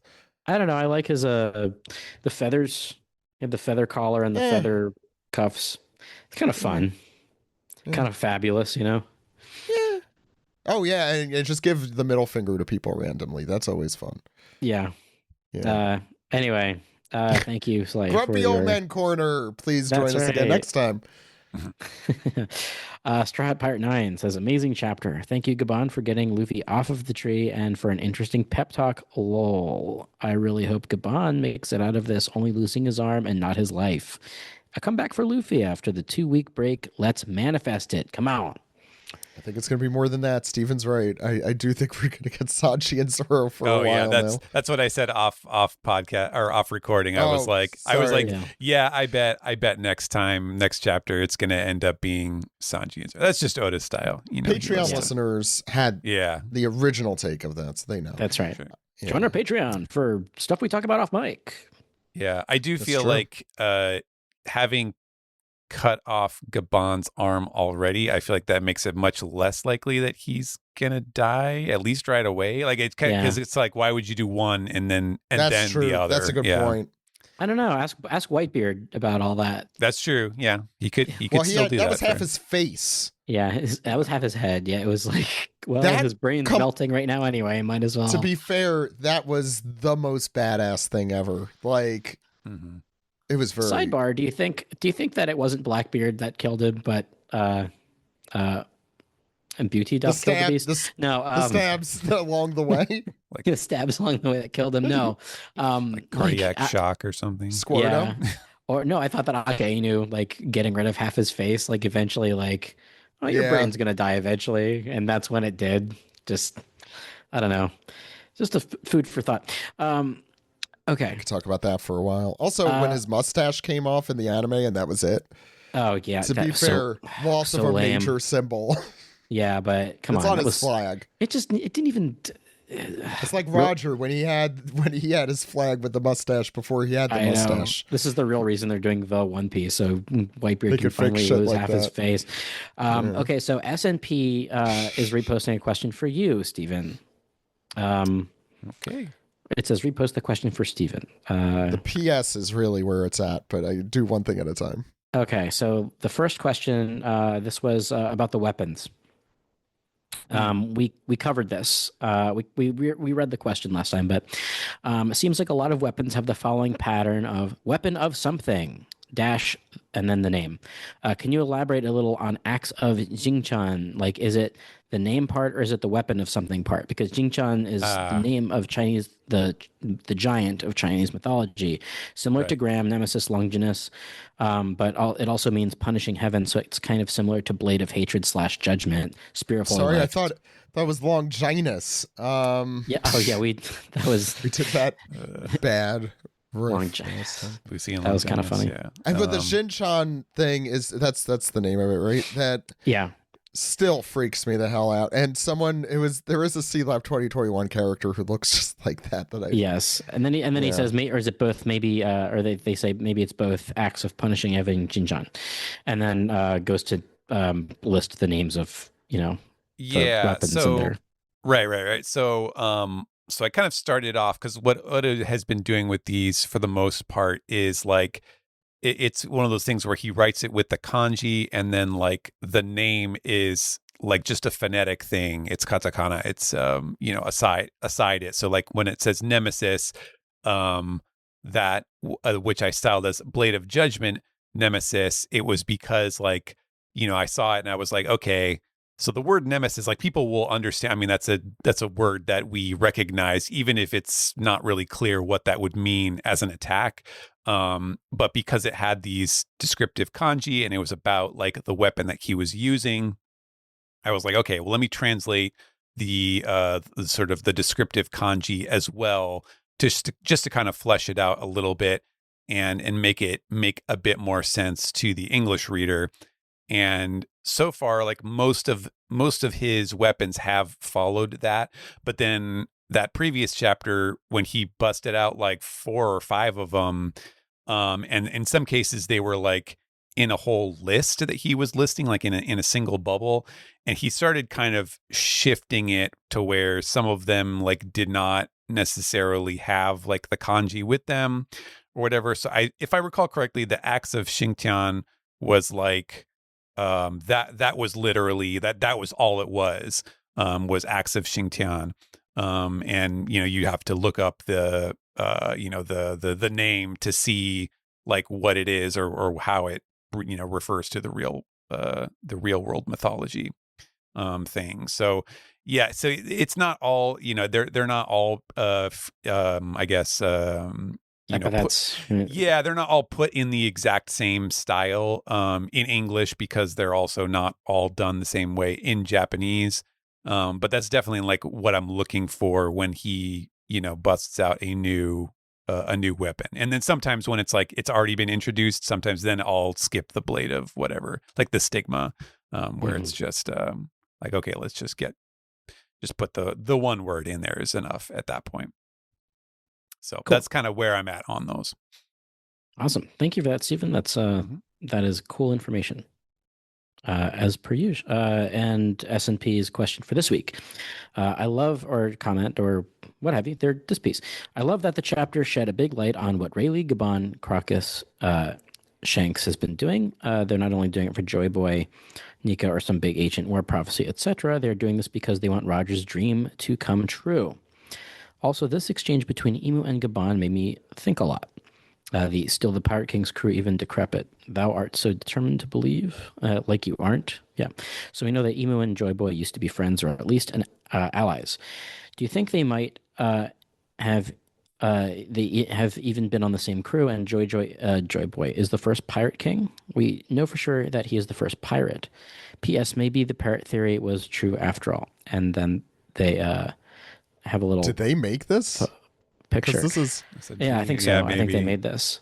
So it takes that panel. So we've seen. Yeah, the one where people drew the parrot features on that silhouette. Emu. Yeah. Emu. But they zoom out and you see the parrot was on Joy Boy's arm. On his arm, yeah. The whole time. The more I see this, the more I need this to be true. Yeah, like I think Joey mentioned this. Like, it actually kind of sucks that somebody made this theory because he wants it to be true so bad. Because it's really funny. It's a funny one. It's funny. Creative. It's fitting. I really like it. But yeah, if I will be a little sad if it turns out to be exactly that. And the world is being led by a parrot. I mean, that's funny. It is funny. It's quite funny. It's just objectively funny. Yeah, go ahead. Yeah, Steve. the we thing. I think the straightforward interpretation with what we see in this chapter is that, like, the we stuff is probably more like it's sort of this ongoing conversation that Gabon and Emu are having about like the nature of, like, the fate of what is going on, and like treating Luffy like he is a sort of preordained outcome of Joy Boy, etc. And so I think when he's saying we, I think he's lumping himself in with all of the people that Gabon is talking about. He's just referring to it from the other side of the guy who's trying to stop it. Although I will say that I do think Oda has also been kind of trying to get us to think about like the possibilities for how Emu and Joy Boy were related back in the old days, because the little snippets that we've seen in Emu's, like, memories do kind of suggest that it's almost like two guys, who just kind of stumble across each other and then have this, like, fateful meeting that ends up, defining the rest of their lives, sort of thing. Like, there's definitely a friendlier angle that than you would expect, given, like, where we are today. And so that, I think, that's something that I've been picking up on, and I'm very curious to find out more about that. I don't know if you guys feel the same way. Mm-hmm. No, well put, I think. Yeah. Next one is from Matt R., who says, "Hey OPP, let's give a hand for Gabon. If Luffy had a nickel for every time someone sacrificed an arm for him, he would have 2 nickels. My question for this week: do you think Pedro is looking on from the afterlife, thinking, I could have just sacrificed an arm instead of my whole body?" Yeah. Yes. Well, the thing is, he had that lifespan issue too. Remember? Yeah, so, that's right. True. Like, he knew he was close to death, and that's why he wanted to go out with a literal bang. Yeah. Thank you. I mean, he didn't have to use dynamite, but No. but that's just But the why fun way. not? It's the fun way to do it. Is what he said. I totally forgot don't about do that, kids. the lifespan thing. I really need to reread One Piece, which I'm glad that we're doing this book club thing. Yeah. Buy the book. One Piece by the book. Tell your friends. Tell your friends who are just starting to read it. Reverse Eye Eating Patch says, sounds like Luffy is quitting the Pirate King business. What career should he go for next? It's quiet quitting. How about cleaning product mascot? I feel like Gearfifth looks like, like the scrubbing bubbles or something like that. Some sort of bleach alternative. Well, One Piece is a bleach alternative, though, so I feel like wow. That was I can't. Okay. Yeah. I can't. Fuck beat yeah. that. We're done. Fuck yeah, that was good. That was I'm really very proud good. of that one. That's a good one. All right, Sailor Cartna says, hey, OPP, how's it going? I really had to sit with this chapter, especially with what Gabon said. It's like Oda had to make it clear to everyone that Luffy is not some chosen hero. His enemies foisted, or he's not some chosen hero that his enemies foisted that responsibility on him, and he needs to decide whether he is or isn't. His primary goal should be to protect his family, which is everyone he considers to be important to him. Maybe I'm overthinking things, but that's the beauty of this story. Anyways, have a great week, and Emu is not a parrot. Facepalm. Sorry, he is a parrot. He's an ex-parrot. He is ceased to be. Yeah. He is shuffled along this mortal coil. God, I can't wait for him to be a parrot. I do think, we've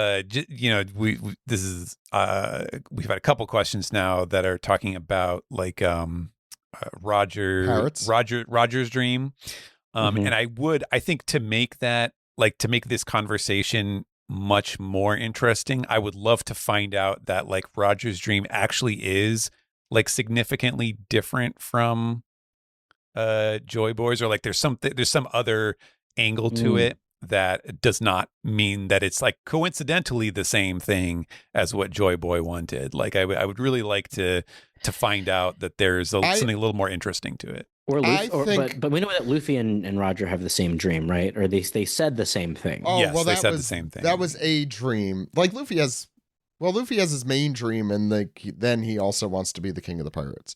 Sure. Which he says every week at the end of his show. Yeah. Which is he would be an entertainer. Indeed. He's a great one. What was I gonna say? We were talking about okay, I had something good to say. Completely. What were we talking about before the No. Okay. You gotta give us a little more than that. No, what were we just talking about a second ago? Somebody replay it. His dream. The dream. No, before the dream. How his primary goal should be to protect his family, and that's the beauty of the story. Okay, whatever. Right? I forgot what I was going to say. It'll come back to me. This is all the grumpy old man corner here. Mm-hmm. Well, Zach, feel free to interrupt another question in the middle of it if you. I always feel free to interrupt, so don't worry, Alex. All right. Well, anyway, in that vein, Sheepman. I'm going to do this every week. It says, how do OPP? When Luffy says, my friend's country, I'd like to believe he means Loki and Hiruden and all the other giants, but I had the funny thought of him especially referring to Loki. And then off panel, Loki just screams, we're friends. Anyways, all this talk about dreams, well, let's flip it and talk about what Luffy's and Roger's nightmares would be. Right answers only. No meat. Right answers only. Oh, right answers only. Yeah, I was going to say Cyclospora has hit meat. And would that stop him? No. Right answers though. No, sorry, that was a wrong answer. Yeah, the feast has been prepared, but only if you can solve these 10 riddles. Each one leads to the next. Oh yeah. And they're all. I feel like if this were actually a thing, of the 10 would be like they'd be adjacent to what all the other Straw Hats nightmares would be. Also, or just have Luffy do math. I feel like that's that's pretty apt. What would Roger's nightmare be? Roger's Nightmare. I don't know. That guy's pretty happy-go-lucky, I guess. It'd probably be something really like dire, like I don't know, Dying young. dying young. Yeah, yeah. He's like Billy Joel. Only the good die young. Hell no. I don't know. I'm gonna die old. Only the kings of pirates die young. That's right. All right, Big Mike. Big Mike is next, and Big Mike says, "Looks like we have a double issue of Shonen Jump this week for the Obon holiday in Japan. Speaking of Obon, since we are getting Bon Clay next season in the live-action series, what characters are you looking forward to seeing dressed up as Bon Clay during the scene where Bon Clay transforms into the different characters to show off his powers?" Oh God, Big Mike. And don't worry, I'll behave this week, and I won't mention that I'm looking forward to seeing Bon Clay transform into Nami and taking off her clothes to demonstrate he can change bodies too. Well, I'm glad you didn't mention that. That would have been bad. Yeah. Yeah. Well, it's not like that didn't happen in the manga anyway, so it's fine, I guess. Is it? Big Mike, you're too horny.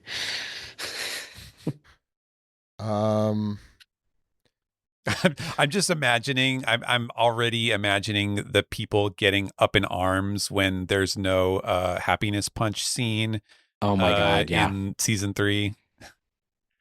Yeah, that's exactly. Yeah, or when Vivi and Nami consummate their actual love of each other. Let's let that silence hang for a little bit. Yeah, let's let that hang. Tyler says, "What's up, OPP?" Hey, so Gabon is giving Luffy the Jinbei treatment, the chokehold of truth. Instead of, "Where's your confidence that you can overcome anything? What happened to that strength you've never doubted? And try to remember what you still have." Chapter 590. It's, "You're white form, Emperor of the Sea. Do you want to die here? And what happens next after you're dead?" One being a loss of confidence and a breaking point of his self-worth, whereas now it's overconfidence and relying on Gear 5th too much as a broken ability. Ooh. Both times he has had to realize the opponents are much stronger and want him dead. So who did it better, the chokehold of truth, Jinbei or Gabon? Wow. I'm not sure that I mean, I think Gabon's, I don't necessarily feel like it's so much a failing of Luffy here as it's just him like trying to give him a pep talk of sorts, because I don't necessarily think that like Luffy was doing anything wrong. Maybe I'm forgetting like what what Luffy was trying out in previous chapters, but the genie, he just did the genie. Yeah, and then he yeah, gets that's bodied. true. Okay, that's a good point. That was yeah, stupid. he was just like, "I'm a genie, stupid. haha."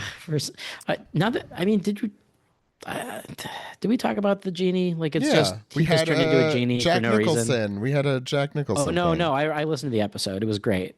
I was really upset that I wasn't on that one. Yeah, that was an Alex episode, the Fenny. Yeah. Like, yeah. But yeah, I forgot he turned into a genie. Yeah, everyone's gonna forget that. That's gonna be a forgettable thing. Between Daifuku and Genie Weenie, Gear 5th situation. Yeah, I mean, I guess it's the hubris thing, but also like Luffy also just needs somebody to tell him, "Hey, you got to do better." Yeah. Ice Fisher Tenacity says, "Salutations, OPP. On topic, Gabon out here literally adding insult to injury, but it was nice to see him lend Luffy." Yes. Add injury to injury. But it was nice to see him lend Luffy a hand, the whole arm in fact. I really do feel like Oda is telegraphing that Luffy will eventually train with Gabon like he did with Rayleigh. Not for as long though, maybe like 3 months. I think there's valid skepticism among readers who'd question the rest of the world simply wouldn't sit around and give Luffy training time, but I would still welcome it. I'm imagining Astral World training grounds with Scopper. Off topic, this weekend I watched the Ghibli films Tales of Earthsea and Only Yesterday. I much preferred the latter. Yeah, I mean, yeah. And I was curious if you had a particular favorite from the studio. Howl's Moving Castle is still at my top. Okay. That's a big question. This is a great question. I usually have a loaded answer for that one. My favorite is Castle in the Sky. I haven't seen that in so long. Is that the one with Patrick Stewart is in, or is that Nausicaa? Maybe I know. I think that's Nausicaa. I think. No, Castle in the Sky and Porco Rosso are my favorites. I think those are pretty untouchable. A lot of people really love Spirited Away, but I think it's pretty basic. I've been watching them. My plan is to watch them as they are age appropriate for my kids. So Totoro we watched. I really enjoy. It's great. It's like Kiki's really great too. Actually, I love Kiki. Kiki I had never seen before, and watched that for the first time pretty recently, and that's a good one for kids too. Yeah, and they were into it more than My son's scared of everything though.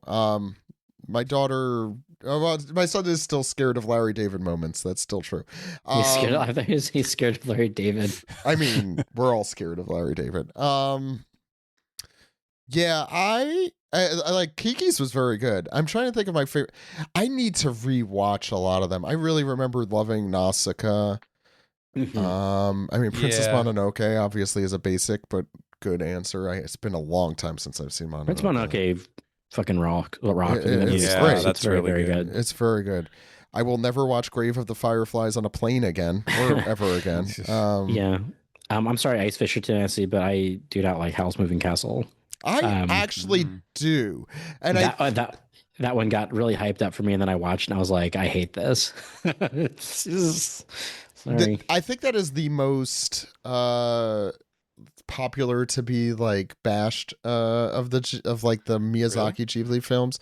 No, I feel like a lot of people don't like Howl's. Earthsea I think is the. That's not him. But that's Hayao, Miyazaki. No, it's Goro. The Felsa. The Helmeppo. Yeah, he's the Helmeppo. Yeah. Helmeppo Miyazaki. Helmeppo Miyazaki. Now that's an episode title. That is an episode title. Damn.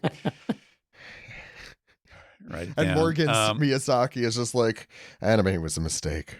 Yeah. I think if he had done Nausicaa like after he had finished the manga, I think that would have, because that one really suffers in comparison. Yes.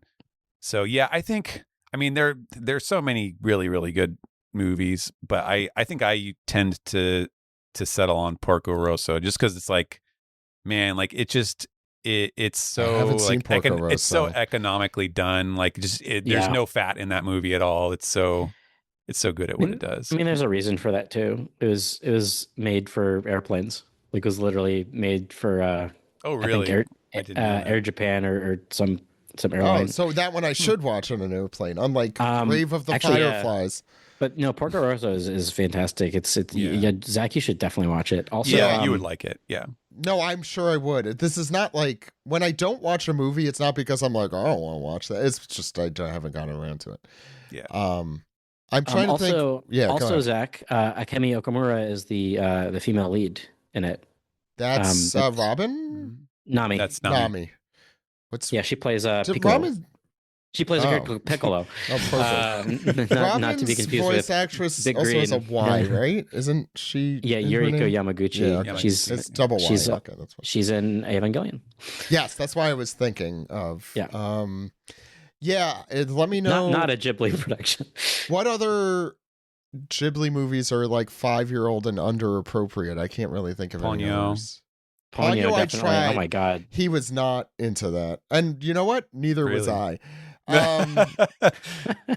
Yeah, I didn't like it that much in the theater. No, he's. I think anything new is scary, and maybe that's my own anxiety getting passed down. But I mean, I think Totoro is Kiki is pretty low stakes. Kiki is good.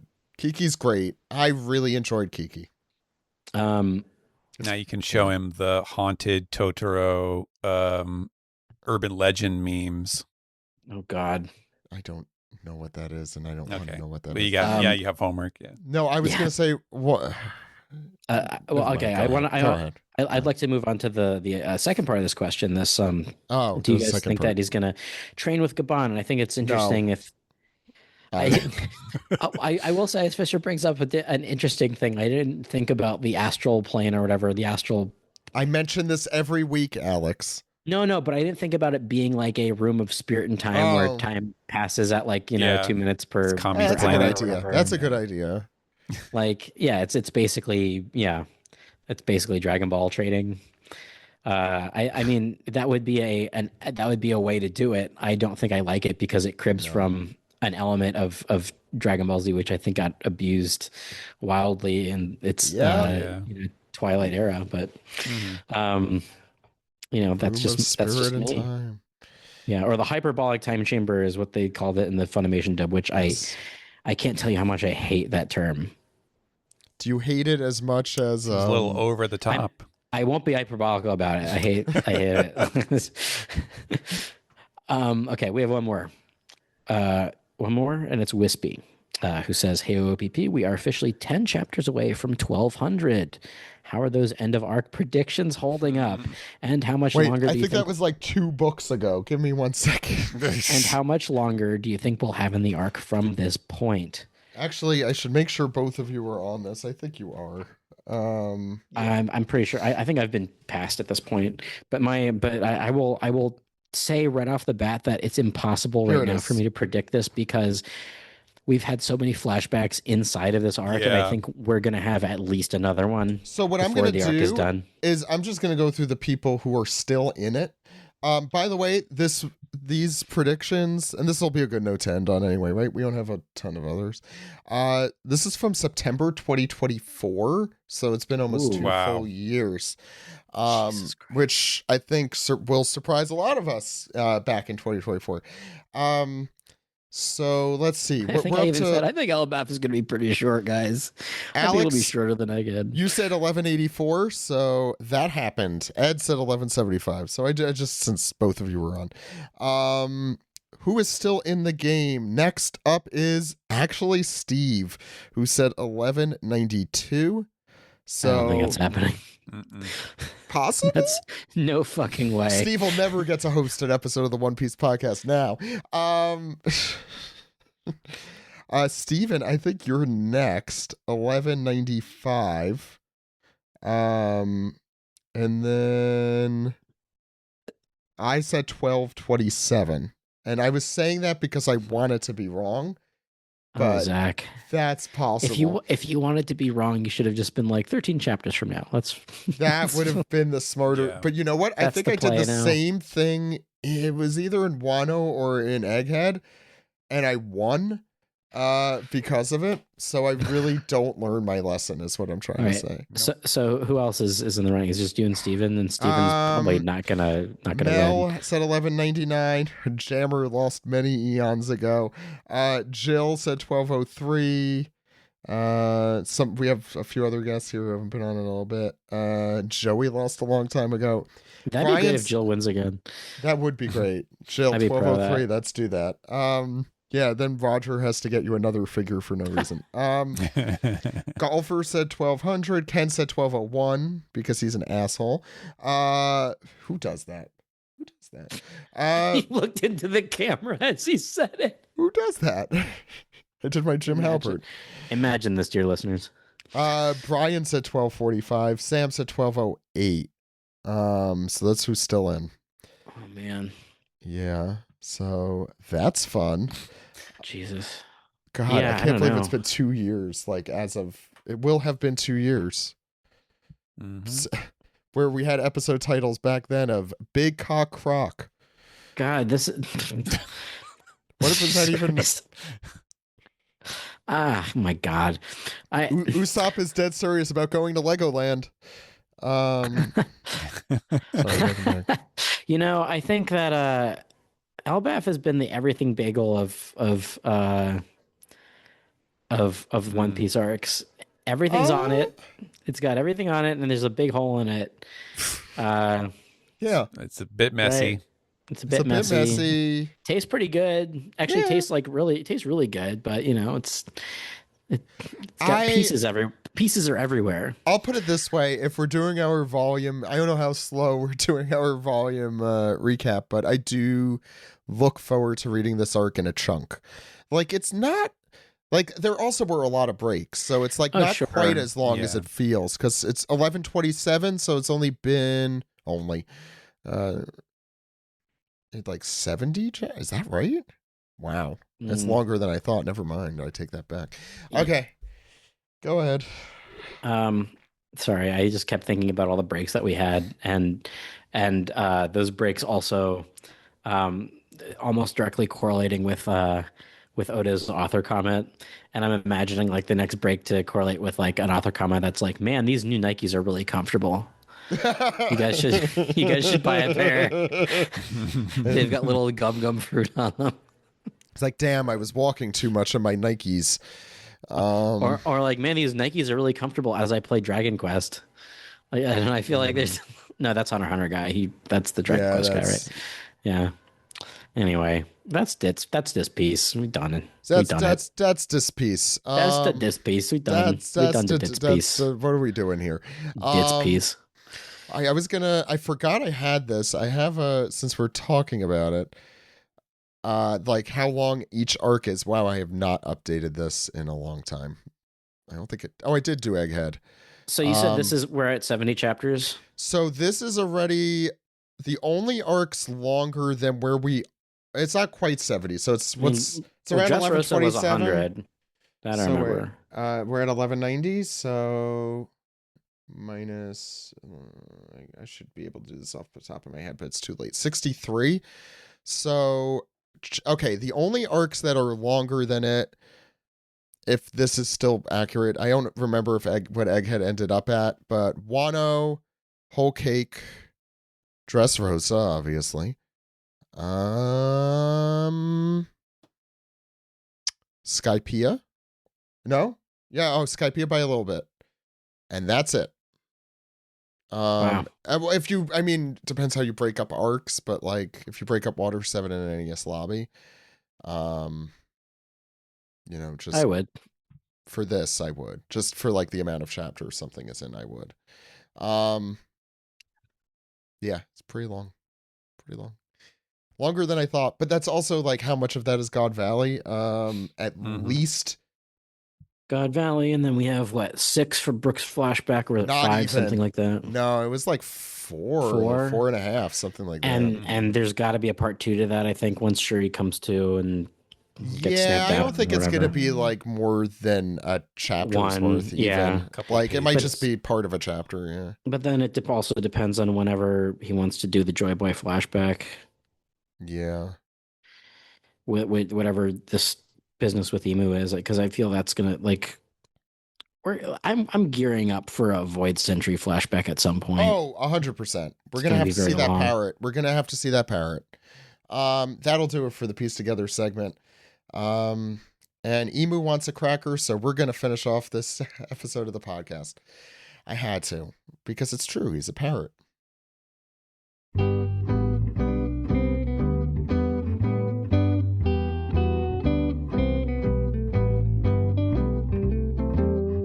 This has been the One Piece Podcast, episode 930 for August 10th, 2026. 2026? Anyway, Ed, thanks. You know what? Doing this all over again. Just, what the fuck was that? Okay. 3, 2. This has been the One Piece Podcast, episode 930 for the week of August 10th. Steven, where can people find you? What are you up to? What's going on? I'm over on... the weather is hot and humid. So it remains the same as the beginning of this podcast several days earlier. Yeah. That's true. You can find me at stephenpaul.bsky.social over on Blue Sky, and you can continue to read One Piece, Akane Banashi, and Kurumizawa's Folly, which the first 2 you will not see next week because a jump is going off. But Kurumizawa's Folly, I believe, does have a chapter since that's an online thing.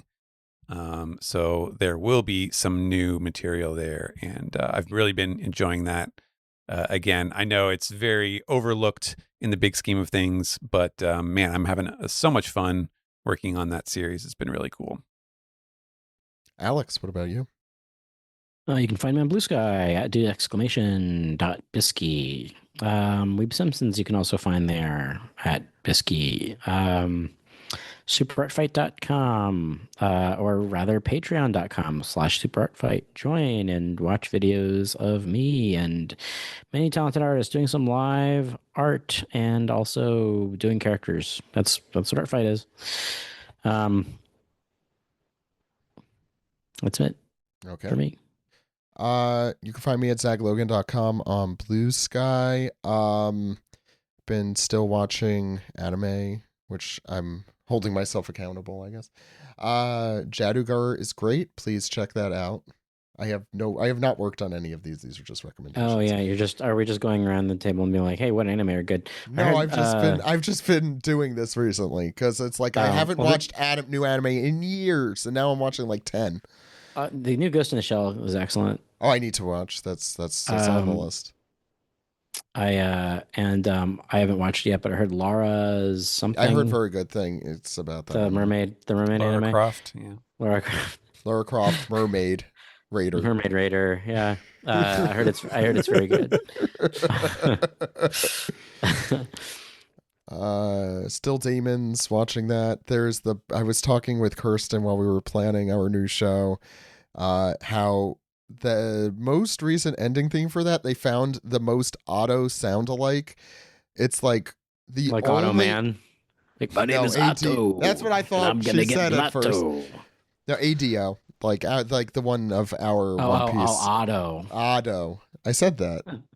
I've been calling you Otto. I do. I've been calling her Adieu. Adieu. Anyway, like I've never, like the one artist I've heard like scream like in the way that she's able to, which I very much appreciate. Yeah, a bunch of other stuff, but that's all I really got going on. You could check us out at patreon.com/OnePiecePodcast. We mentioned it before, but Kirby drew some really good alternate art this week. Yeah, it's great. If you want to know our discussion about it, and also what that art looks like, it's just $5 a month on patreon.com/OnePiecePodcast. Also, D Kirby J, you can find him on Blue Sky and I assume other places as well. And he also has been posting like some warm-up sketches and stuff on his Yeah, definitely follow Curb on the old Blue Sky, for sure. Yeah, definitely worth a follow for sure. We love our artists on this show. Yes, especially since not me, but a lot of us are artists, so it makes sense. But also everyone should love their artists. Don't do AI crap. And yeah, patreon.com/OnePiecePodcast. You could follow us anywhere really at the handle One Piece Podcast. You could also subscribe, rate, and review on YouTube at youtube.com/OnePiecePodcast, Spotify, Apple Podcasts, Fuck Ice. Think that's just about it.